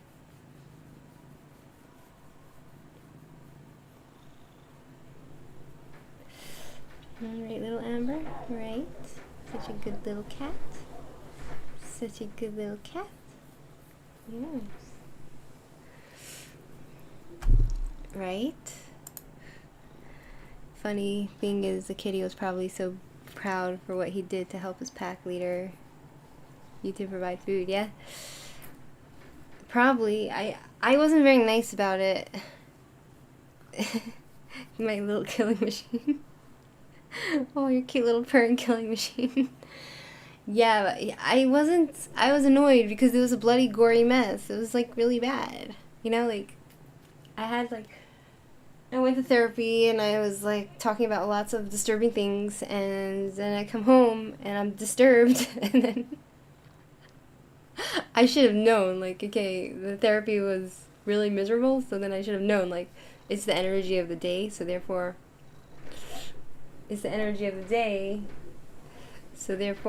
you know, like,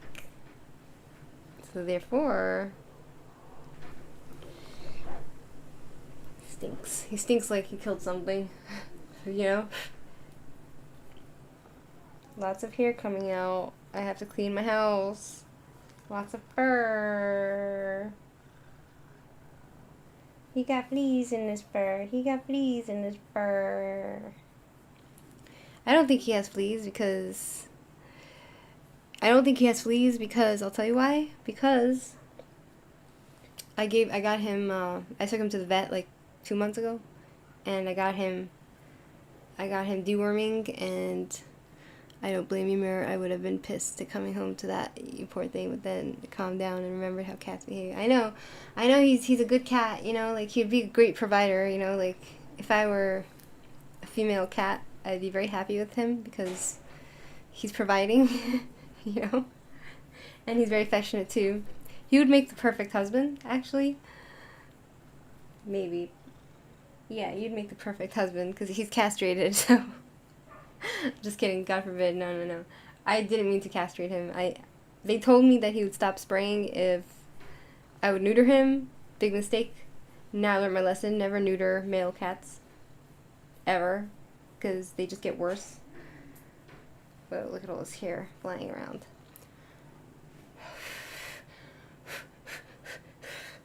Right?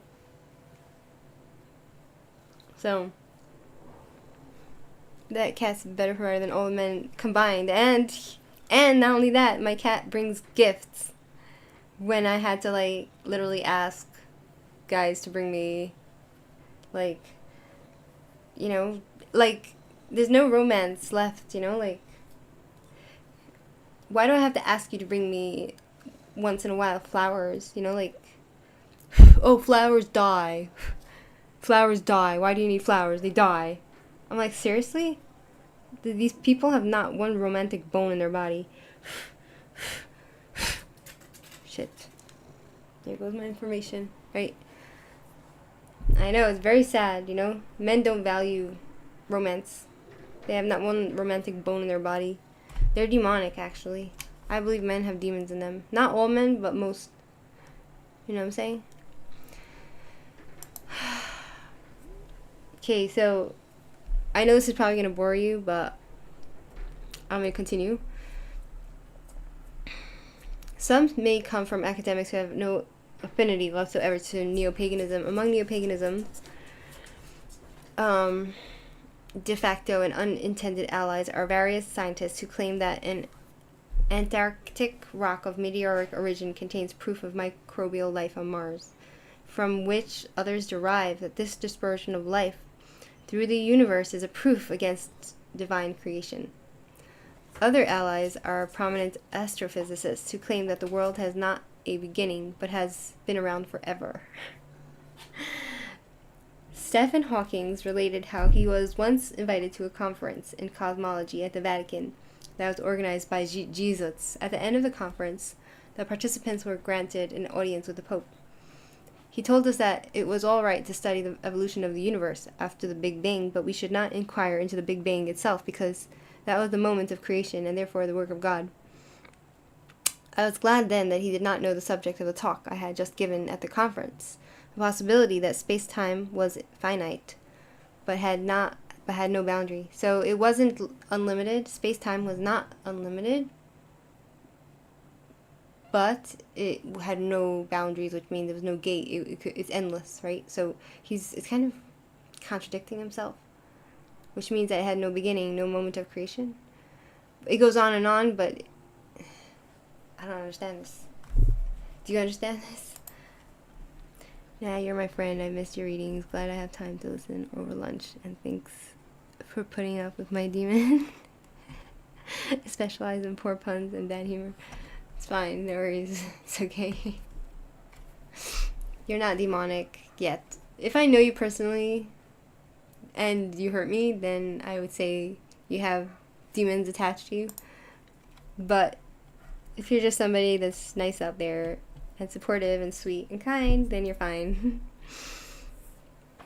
Hawking himself, a modern icon, is not only one unintentionally helping paganism, the weather does too with its quirks.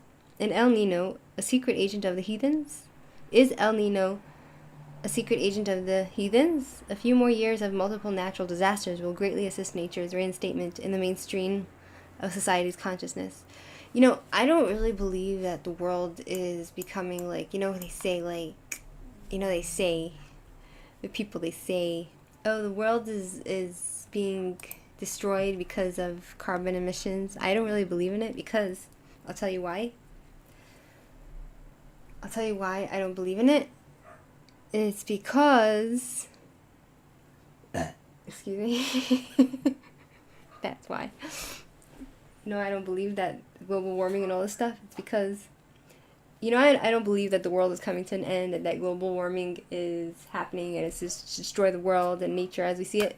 Because if you go to any country, a lot of the time there's like these crazy hurricanes that happen, and then there is these natural disasters like tsunamis, and then the whole cities get wiped out into the ocean, and then there's like all these like tornadoes happening, right? Which basically it it brings the natural order back in a way. You know, it basically like wipes clean the whole earth. So I don't believe that all these people that say, the world is coming to an end, blah blah blah, like, I think it's nonsense. And even when there was a atomic bomb exploded in where's that place? What's an atomic bomb? Or it was like a natural, it was the bomb. It was, what was it? Do you know what I'm talking about? Like the thing that exploded in Chernobyl, right? What happened in Chernobyl? There was like a nuclear disaster there. Even there, okay, things went crazy. People died of cancer. But now, like, there's nobody there, and wildlife has become like crazy flourishing, right? So even if there was natural disasters like that and lots of people died, I believe that the world would still exist even after all of our nonsensical ideas that the world is ending, because nature has this way of reaffirming itself. Do you know what I'm saying? Reestablishing dominance over humans and people. Do you know what I'm saying? So I don't believe for a second that the world's coming to an end. What do you think? Anyone? Anyone? Anyone? Ruff! Ruff! Okay. Although organized neopaganism seems to be growing, it remains marginal. Neopagan groups may have prominent adherents, but they usually do not come out of the closet. A precondition for being in the public square, this is likely to change when the opportunity presents itself. There are signals of the possible upgrading of paganism in more prominent places. While these signals are weak, they are not totally insignificant. In the framework of a series of conferences on religion and ecology at Harvard University, the relationship between Judaism and the natural world were discussed. Several other conferences covered the relation to ecology of religion, such as Shinto, Hinduism, and indigenous traditions. Rasberry just wants to play. She just wants to play. Yes, I know. She's restless. The organized aim to find common positions of the world's religions and environments. According to the concluding conference draft planning document, religious rituals are grounded in the dynamics of nature. As an American Jewish academics remarked to me, one might have thought otherwise, that in some religions it is something to do with revelation. Another quote from the same planning document, certain distinctions also need to be made between the particularized expression of religion identified with institutional or denominational forms of religion and those broader world views which animate such expression. One more sentence may clarify this somewhat. To resituate human earth relations in a more balanced mode will require both a evaluation of the worldviews and a formulation of viable environmental ethics. I don't believe in all this environmental stuff. Do you know what I'm saying? I believe you shouldn't litter, you shouldn't trash the world, you shouldn't try to destroy the world, you shouldn't kill animals unnecessarily if you don't have to. But I do believe that the nature has its way of reaffirming itself. You know what I'm saying? One type of paganism, which does not seem to be making much of a comeback, is the Greek-Roman model. This is hardly surprising, as it is one of the founding elements of Western civilization against which neo-paganism is a reaction. Astrology. So then it goes on to speak about astrology, right? And then it continues to talk about Princess Diana and extraterrestrials and extreme environmental currents, a major pagan carrier. It's a good article, right? You know what I'm saying? Like, I think all these people that literally think that the world is ending, you know, that there's like oil spills and all this stuff. Last two messages YouTube has blocked from showing you. Really? That's so strange. I think I know that. I know you're right, because I'll tell you why I know you're right, because sometimes it shows up. I know that. I know. Hold on. It's not letting me see.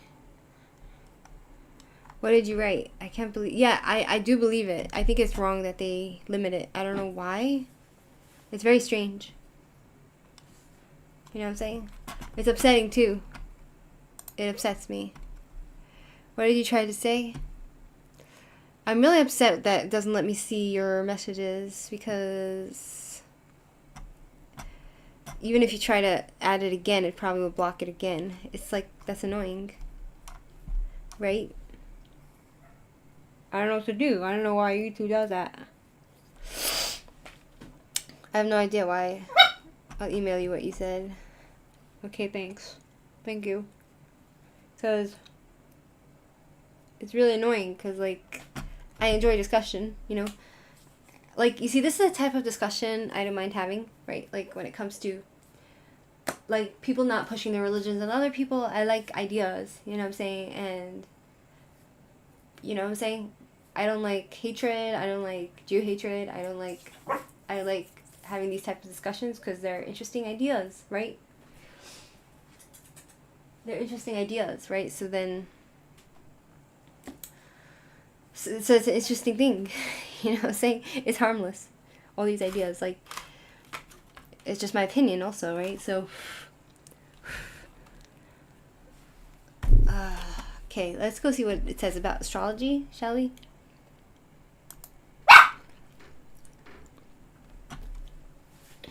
So there's so many different types of, I think, you see, it's very complicated. When does something turn into idolatry? When does something turn into paganism, right? Is it necessarily a bad thing, right? I think it all depends on balance. That's what I think. It all comes down to balance. You know what I'm saying? Non-extremism. Rasberry, come. You wanna play? Let's play. Let's play.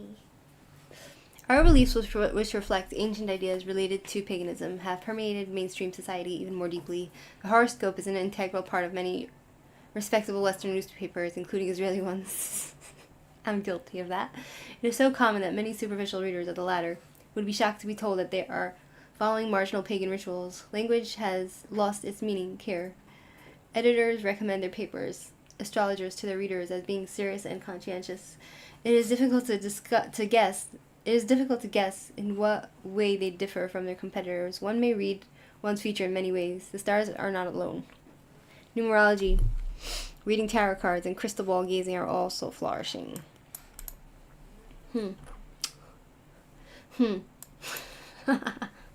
Guilty. Magic shops seem to be well established in major... I'm not really pagan, because I'll tell you why. Because I don't worship it, you know what I'm saying? I like to read cards and stuff, but I don't worship it, you know? I'm aware that it can be complete nonsense. So, in my view, I'm not extreme. You know what I'm saying? I have some sort of balance, right? So,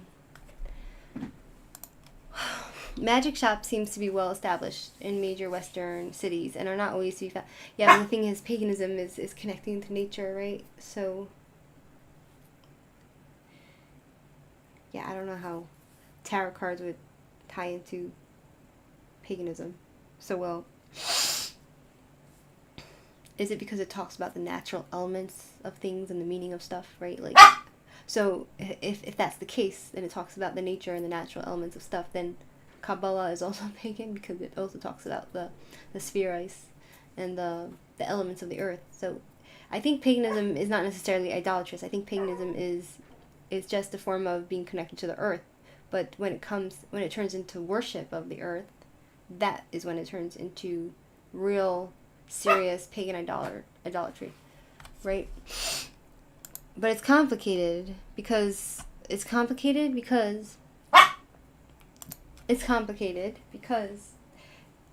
it's not so simple. It's you know.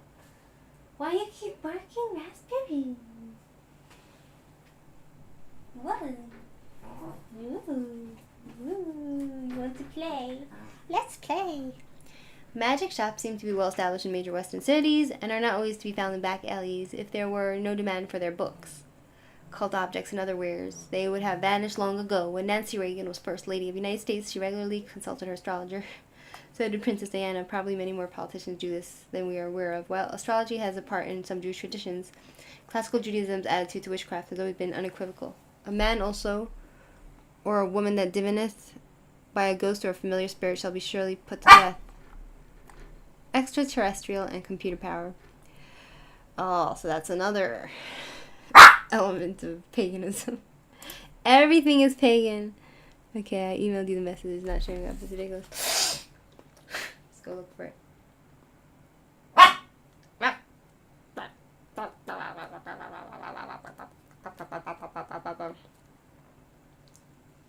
Okay, let's go see.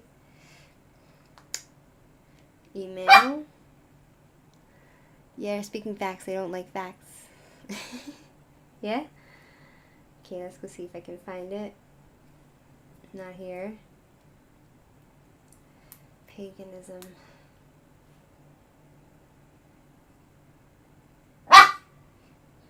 Okay. So you said YouTube is blocking a ton of your chat messages. They, the left, don't believe in debate. People either agree with them or they're wrong. Exactly. You sent an image. Let's see. Okay, so you're showing me what you sent. Okay, let's see. So you said, I hope they don't, like, block me over this. You know what I'm saying? Okay, so you said, I try to treat anyone as I'd wish to be treated. You know, I like following the commandments. That's why humans in general are demonized. They've strayed from God, and yes, climate change is BS. So you agree with me? You agree with me, yeah? This climate protesters are the most idiotic, useful sheep ever for governmental propaganda. YouTube must have censored my last message. Can't believe in God, I guess. Let's see if they do this one. Yeah, they did. They blocked it. It's crazy. I think it's like a computerized thing.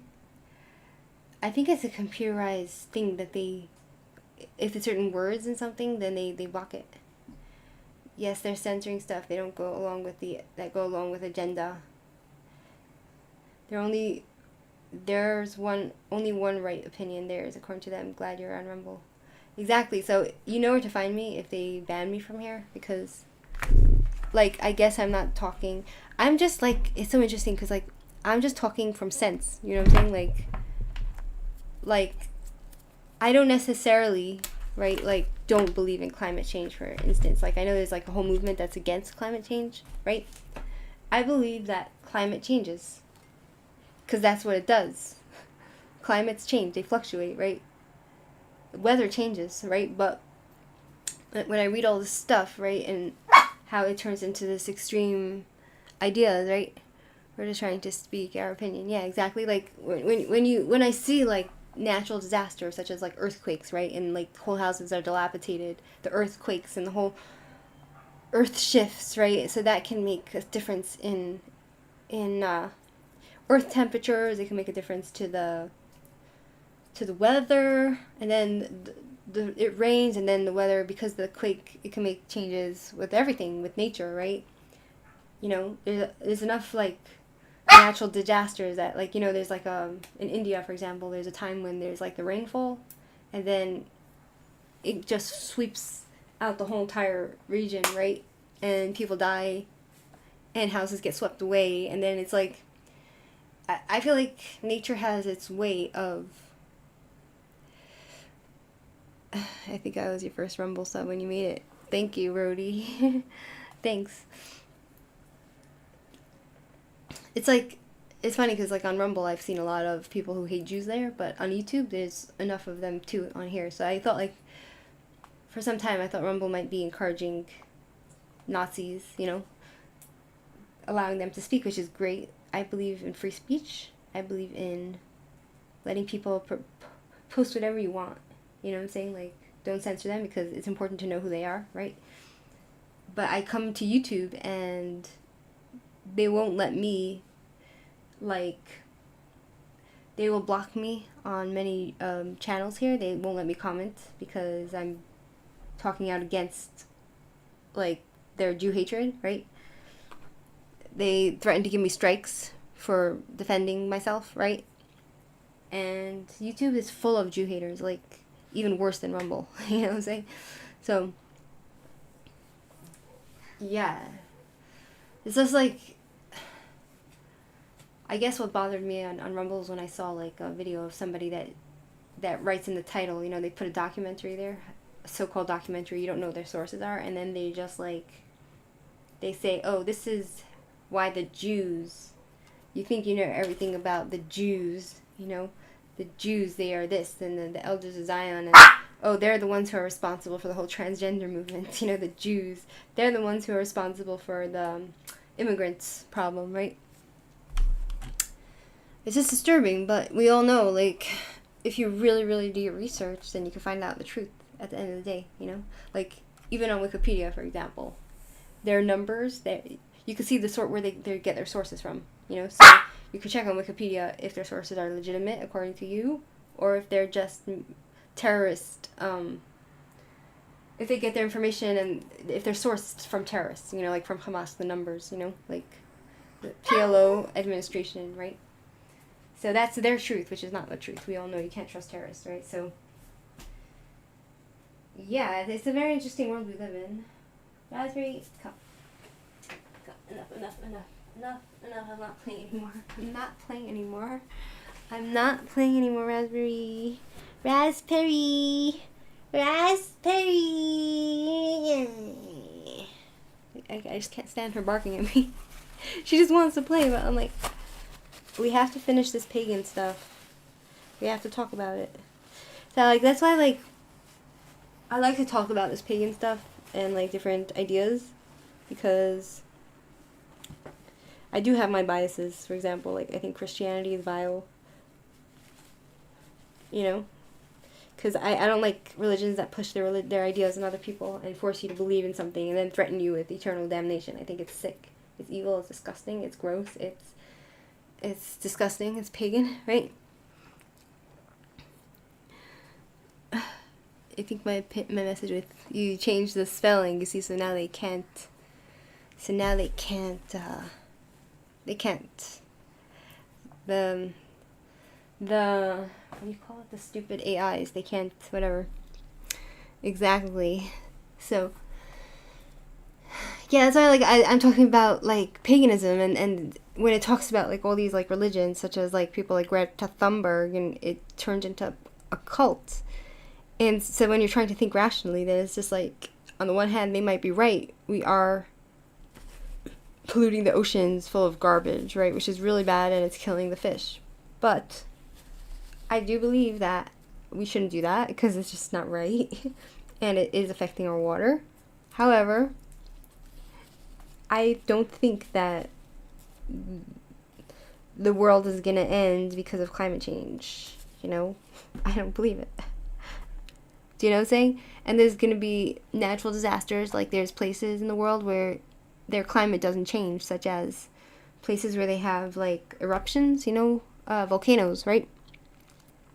They have volcanoes and that place gets burned, and then that does what to the earth? Like, is that because of climate change? I don't think so, right? So,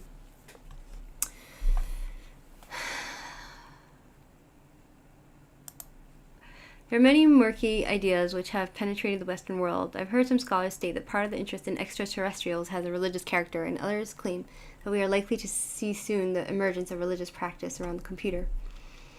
As for aliens coming in sophisticated vehicles from elsewhere in the universe, they seem to be redesigned and mechanized angels. The old discussion on the latter's sex may be recycled as well. Current motifs are again mutations of ancient ones. Angels have superhuman qualities, and aliens have technological capabilities beyond our comprehension, of which the creation of energy out of nothing is one of the most elementary ones. While angels often protect people and guide them to safety, aliens, however, seem regularly to abduct people and submit them to strange medical examinations in their flying saucers. In the meantime, one does not know whether communication with them is a one- or two-way street, an ideal perplexity around which to build an alternative religion. A small but indicative sample has already been given above with respect to the semantics of potential computer religion. On the other hand, although the automobile, an equally central piece of equipment in modern human life, is for many a fascinating object, one can hardly claim that it has become one of veneration, other than in exceptional cases. So why should the computer become like an idol, right? One can only speculate here. Several decades ago, already, cybernetics experts foresaw the possibility that ultimately the computer will control man rather than the reverse. If the computer indeed becomes that powerful, to consider him a god may be a small step for some. With respect to computers, religious veneration of the superior may thus move from a divine to a technological category.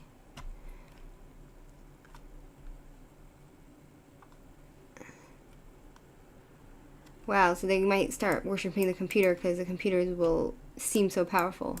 And they might be more powerful than us because we will give them that power, right? So then it's kind of like, it goes back to people who put energy into something and create a deity for themselves, right?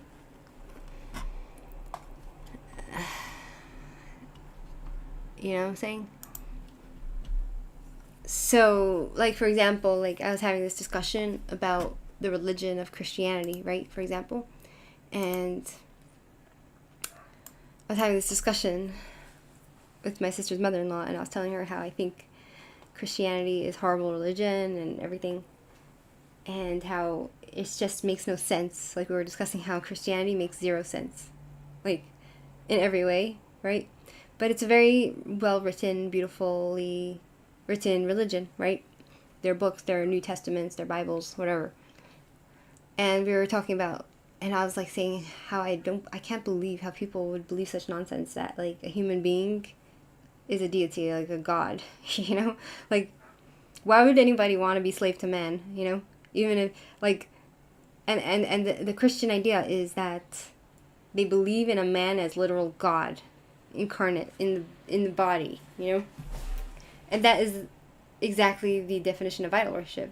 And you try to tell it to Christians, and they rebuke that, they refute it. They say, oh no, he is, and he came back again proving he's this and that, and they need to worship a man, right?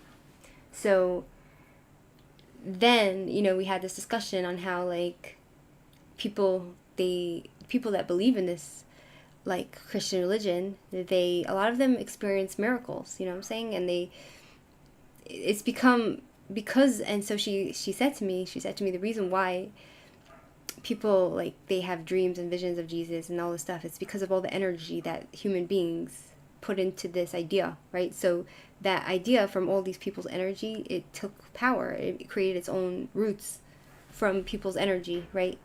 And all this energy for over 1,000 years and from billions of people, it creates an entity. It creates the power, and that power is what people are getting their energy from and receiving their miracles from. But it's not necessarily the real source, right?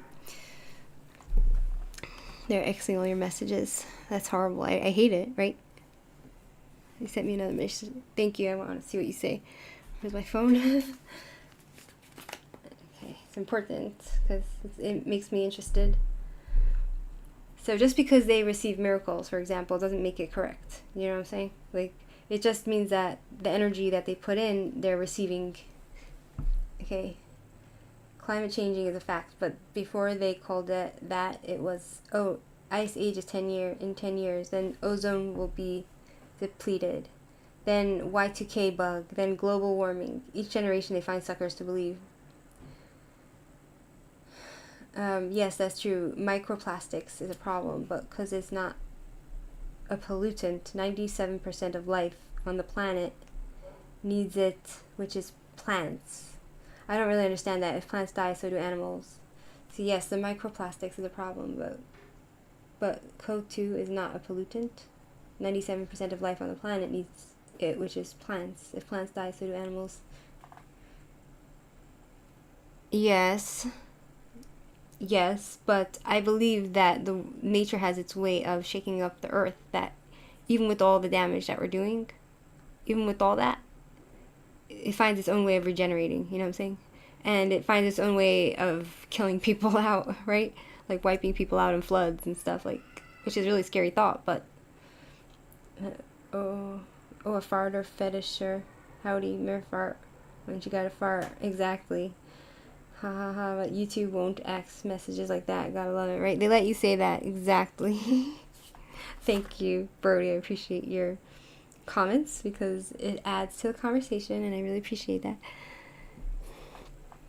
Yeah, it's like, yeah, it's just so ridiculous, right? I don't know. It's all about balance, and, you know, like, we can try our best, but, like, don't do pollution, don't kill things, like, don't throw your garbage in the sea, right? A major pagan carrier. Various ill-defined spiritual interests have developed in recent years. A few years ago, a best-selling book, Dialogue with Nature, by Irene van Lippe Bijsterveld, the sister of the Dutch queen, revealed how she talks with dolphins and trees, and how these elements of nature give her answers before she takes important decisions. This is not classical tree worship, but it comes close to it. In 1998, this was followed by another book, Nature as Family, which contained the reactions of tens of people who followed her courses on how to conduct a dialogue with nature.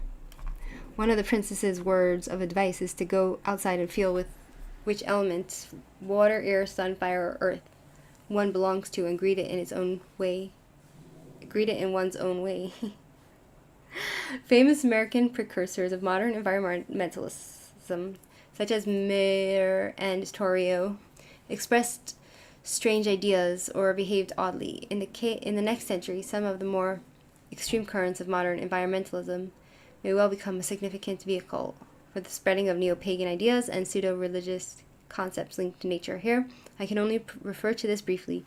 Although these ideas and their influence in the public square merit a full-fledged discussion, in the fragmented, even splintered world of modern environmentalism, neo-pagan ideas have emerged separately from many pragmatic approaches. In environmentalism, one can find elements of modernism, anti-modernism, and post-modernism. Many environmentalists pursue rational goals, rightly claiming that decades of Western focusing on economic expansion have resulted in irresponsible neglect of the environment. On the other hand, neo-pagan and other pseudo-religious concepts are hidden features of the powerful, partly amorphous construct, which some more extreme green activists develop. You know, it's so crazy how I missed having those convos with you. People need to talk about these things out like we used to. And if you don't agree with them, we're wrong and evil. Exactly. It's like, it's a religion. It's like, it's literally a religion. It's like, if you don't, like, I dated this guy. He was the turtle guy that I dated. Like, when I was like 23. And I actually went to Florida, and he was telling me how he believes in climate change, and how the sea levels are literally rising because of climate change, and the polar capsules are basically melting, and the seas are rising, and before you know it, in a few years, the shores of Florida will cover the entire Florida. That's what he said. And this was like 10 years ago. Has anything changed in 10 years? Has anything? And he said that, you know, and I was like, yeah, because I was like, I'm like from a family like of conspiracy theorists, but also people who, for example, like my father, he was very into like healthy, all the years he was into macrobiotics, right? Right, but I think he found a balance, right? My mother was very into homeopathics. My mother's still very into homeopathics. Homeopathy, right? My mother is very into conspiracy theories, you know. My father also, but not as much as my mother, right? And so I come from, you know, like my mother, my father doesn't believe he doesn't believe in global warming. My mother doesn't, but she believes in other conspiracy theories, such as like the Mossad did 9/11, when literally that's just like a neo-Nazi propaganda against Jews, right? And my mother fell into believing it. I tried to have this discussion with her. I was like, and she believes in she thinks that there's Guantanamo Bay, Guantanamo, and they take the bad people there and they execute them there. Like, and she thinks that, like, Biden is dead and it's just a clone, right? So there's a lot of interesting things going on. So, like, I don't believe half the things that my family may believe, you know, even though I have that strong influence. Oops. You know what I'm saying? So, my message has been full about though, yeah. You know, even though, like, I think a healthy dose of skepticism in general is a good thing, and the way of logic to think rationally and reasonably is also very important. Once you lose that and you lose everything, it's a problem, right? Right? Like, there's a philosophy that follows the Ayn Rand philosophy. It's like, it's all about, the philosophy is about, I think I did a video on it, it's about reason and logic, right? That's what the philosophy is about. It's about, like, right? So that then, like, these people that are believing that philosophy, they are actually pro-Israel, because reason and logic tells you that, you know, that Israel's not the devil, right? So if you're somebody who has brains, right, and thinks with logic, right? I want to eat an orange. 1 second. Okay.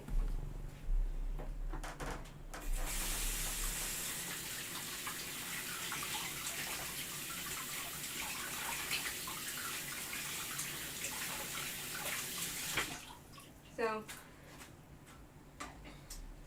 you know, like, then there's, like, a healthy dose of radicalism, like religious. Then there's a healthy dose of religious fanaticism within my family, right?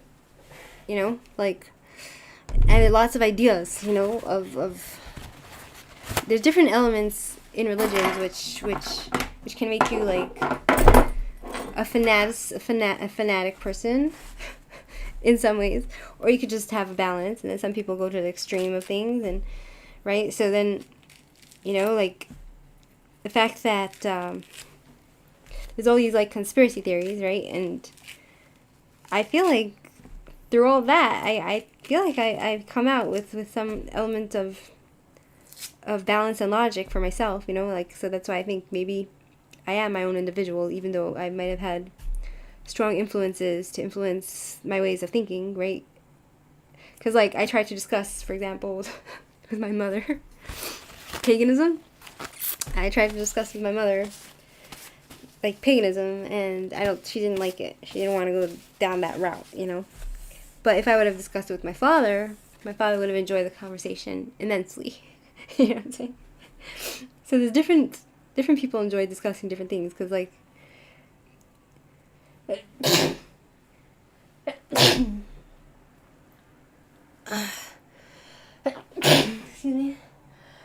excuse me. Like, for example, my father's very intelligent. He's more of a philosopher, right? My mother also has that philosophy type of mentality. My father is more of a my father is more of a philosopher, right? So if I tried to have this discussion with him, he would be delighted, you know? Because my father's not afraid of discussion, right? But I feel like my mother's very, very, very strong in her belief system when it comes to religion. And just the mere mention of pagan just makes her want to flee, you know? Right? Even though, whatever, like, I guess, my parents are very spiritual people. They're very, like, into ideas, you know? So I come from a very interesting life, and I feel very blessed, you know? Anyway.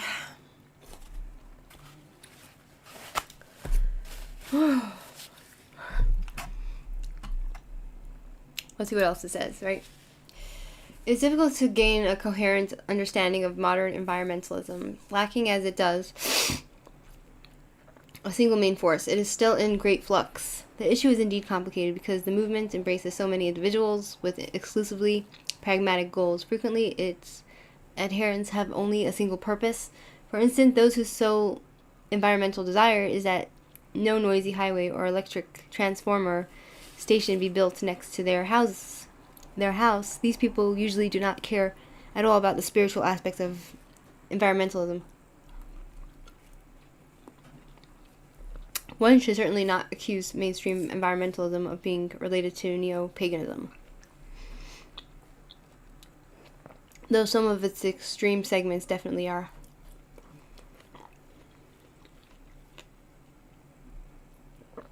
Several Jewish authors have identified these pagan traits in environmentalistic currents. Among these are Michael Gillis, who writes that the pagan view can give rise to worship of animals, the sea, the soil, or whatever. People are subject to these divinities and can only seek harmony with them. Such a view is manifestly ecological. Ecologism is secular paganism, which in itself is a religion, right? Well, people say, I'm not religious. And then they go and they, like, for example, I think a good example would be vegans, who don't eat any meat, to preserve the animal race, right? That's a religion. That's a religion, right?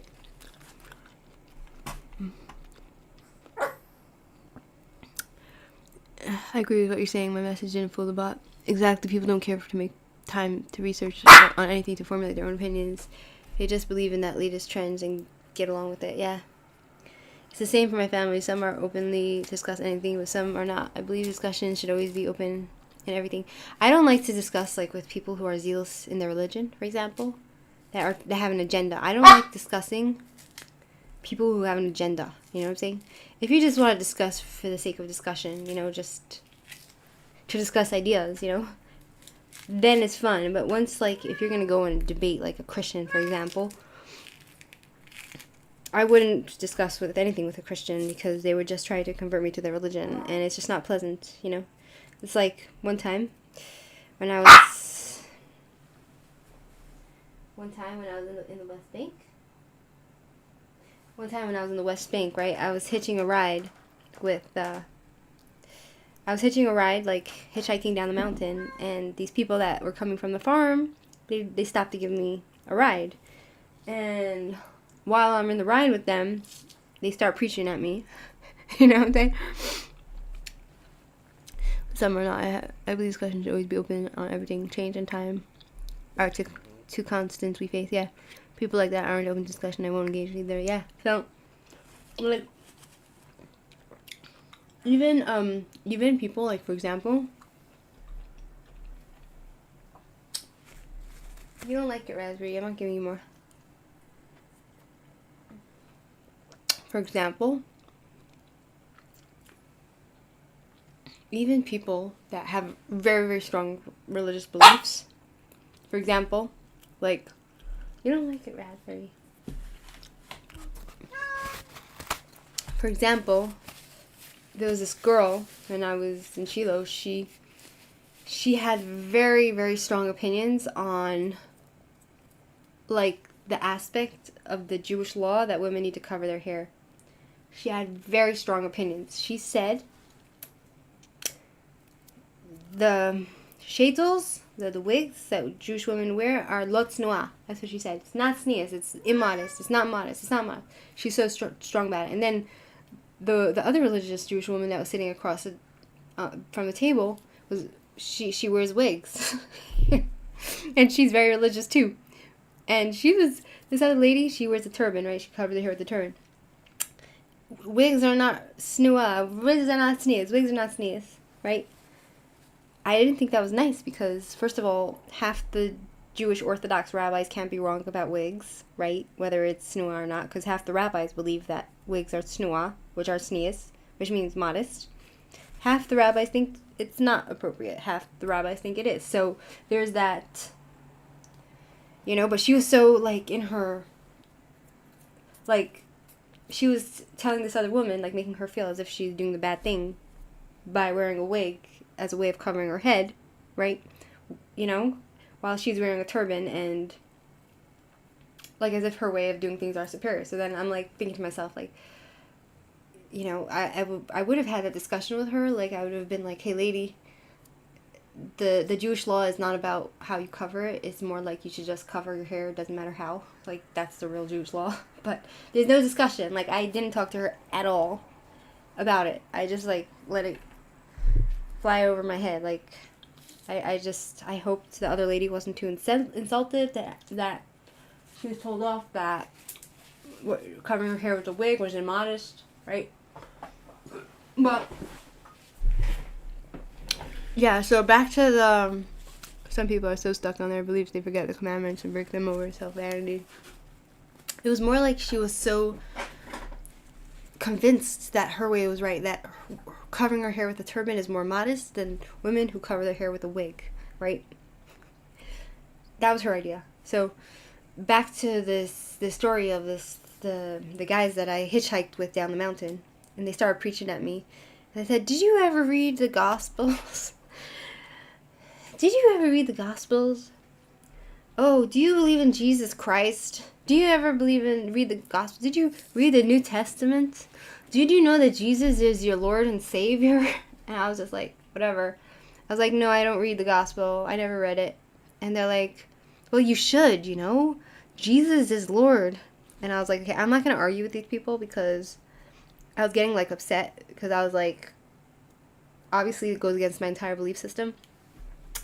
And I'm not going to argue with them because they're giving me a ride. They're doing me a favor, right? So it's just not polite for me to argue with them. And it's also, it's rude of them to take advantage of the fact that they're doing me a favor to make me try to it's a form of bullying and coercion, you know what I mean? Like, it's basically like the church opening their doors and trying to give you a free meal, opening their doors to the poor to try to proselytize them to believe in what they believe, not for the sake of doing a good deed, but for the sake of just getting people to believe in their nonsense, you know? It really bothered me. Like, it's a memory that stays in my mind till today, you know?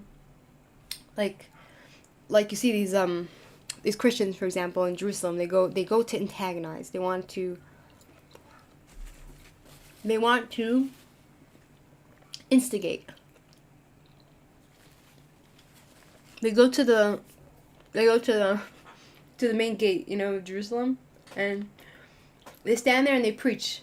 And they see these religious Jews that don't believe in this because it's idol worship, right? And they go there and they're preaching, and they're upsetting the people there because, you know, like, why are you trying to,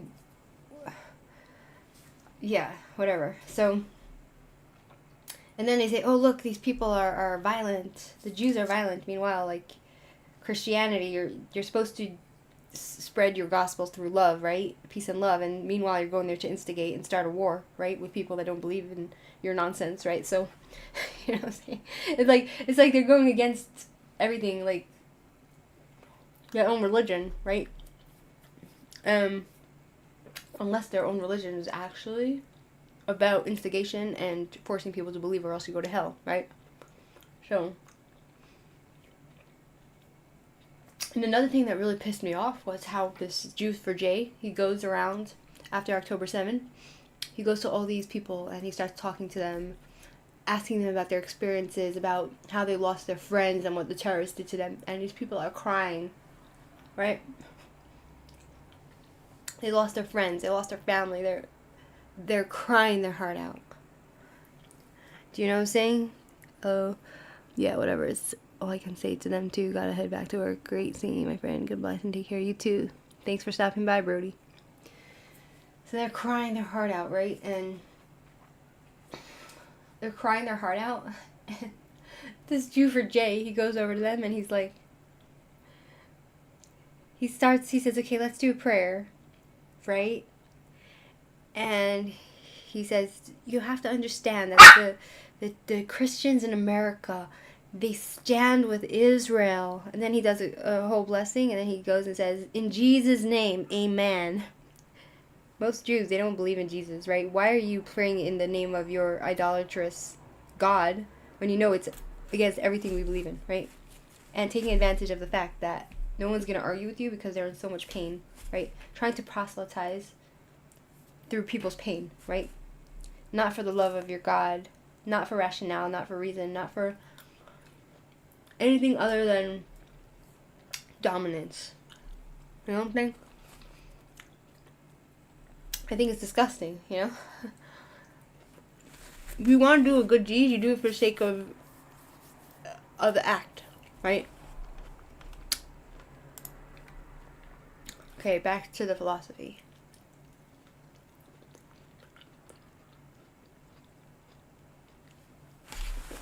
Throw this in the garbage.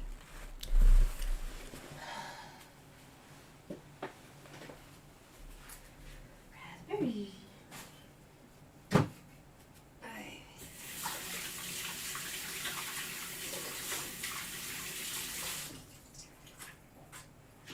I love you.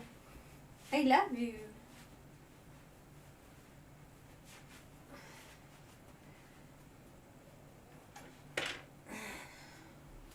Okay.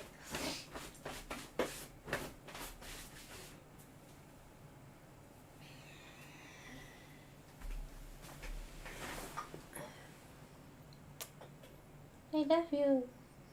I love you. Yeah.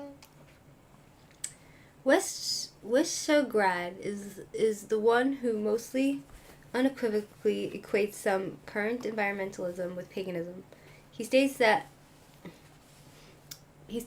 upper ecology is nature, religion, primarily a religious attitude toward nature in relationship to the divine. Upper ecology usually expresses itself in polytheism. Polytheism is the belief in many gods, right? The theological view that there are many gods. These gods dwell within the forces of nature and are symbols of these forces.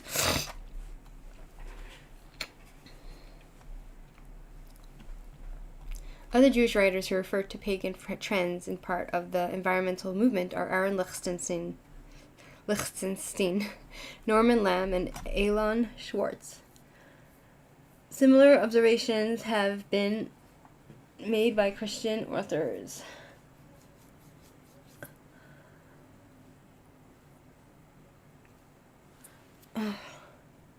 Well, Christianity is in itself pagan because why?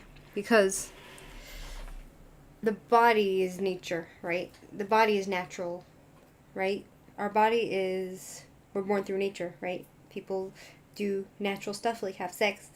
Organisms are created, babies are created, we are part of nature, right? We go back into the earth. So believing in a God who is natural like this is pagan, right?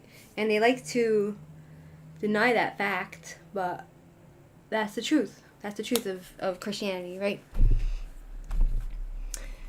Judaism's environmental matters and the long struggle of monotheism. So then it goes on to talk about that, right? And then principles and practice and tolerant paganism, intolerant monotheism. Yeah, so I don't know if I have strength to continue this. I don't know if I have the strength to continue this, you know?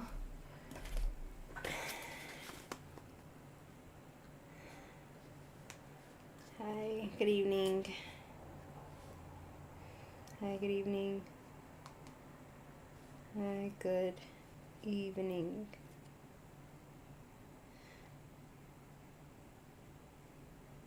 Right. Okay. Oh my God.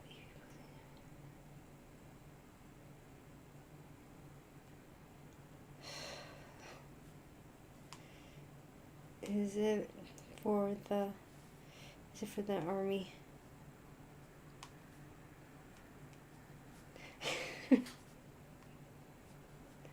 Basically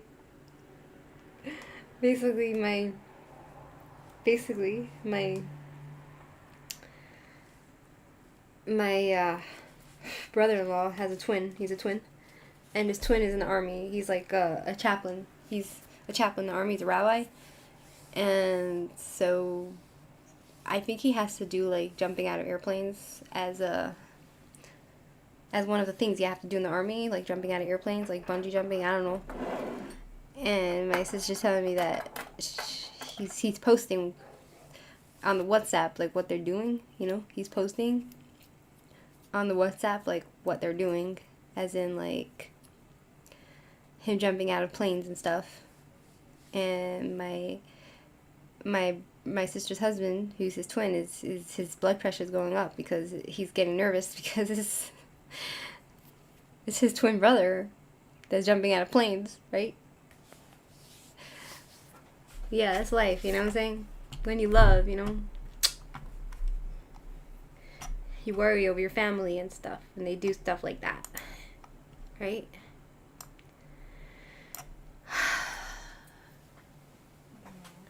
Right? Yes. Okay, fellas, it was nice knowing you. Nice seeing you. Thanks for being with me. Feel free to subscribe if you want to find me on YouTube again. Feel free to like if you like it. And have a great day and night. Thanks for being with me, and I'm not done with this pagan talk. I still have to finish it in my next video, so it takes time and stuff, so bear with. And have a great night.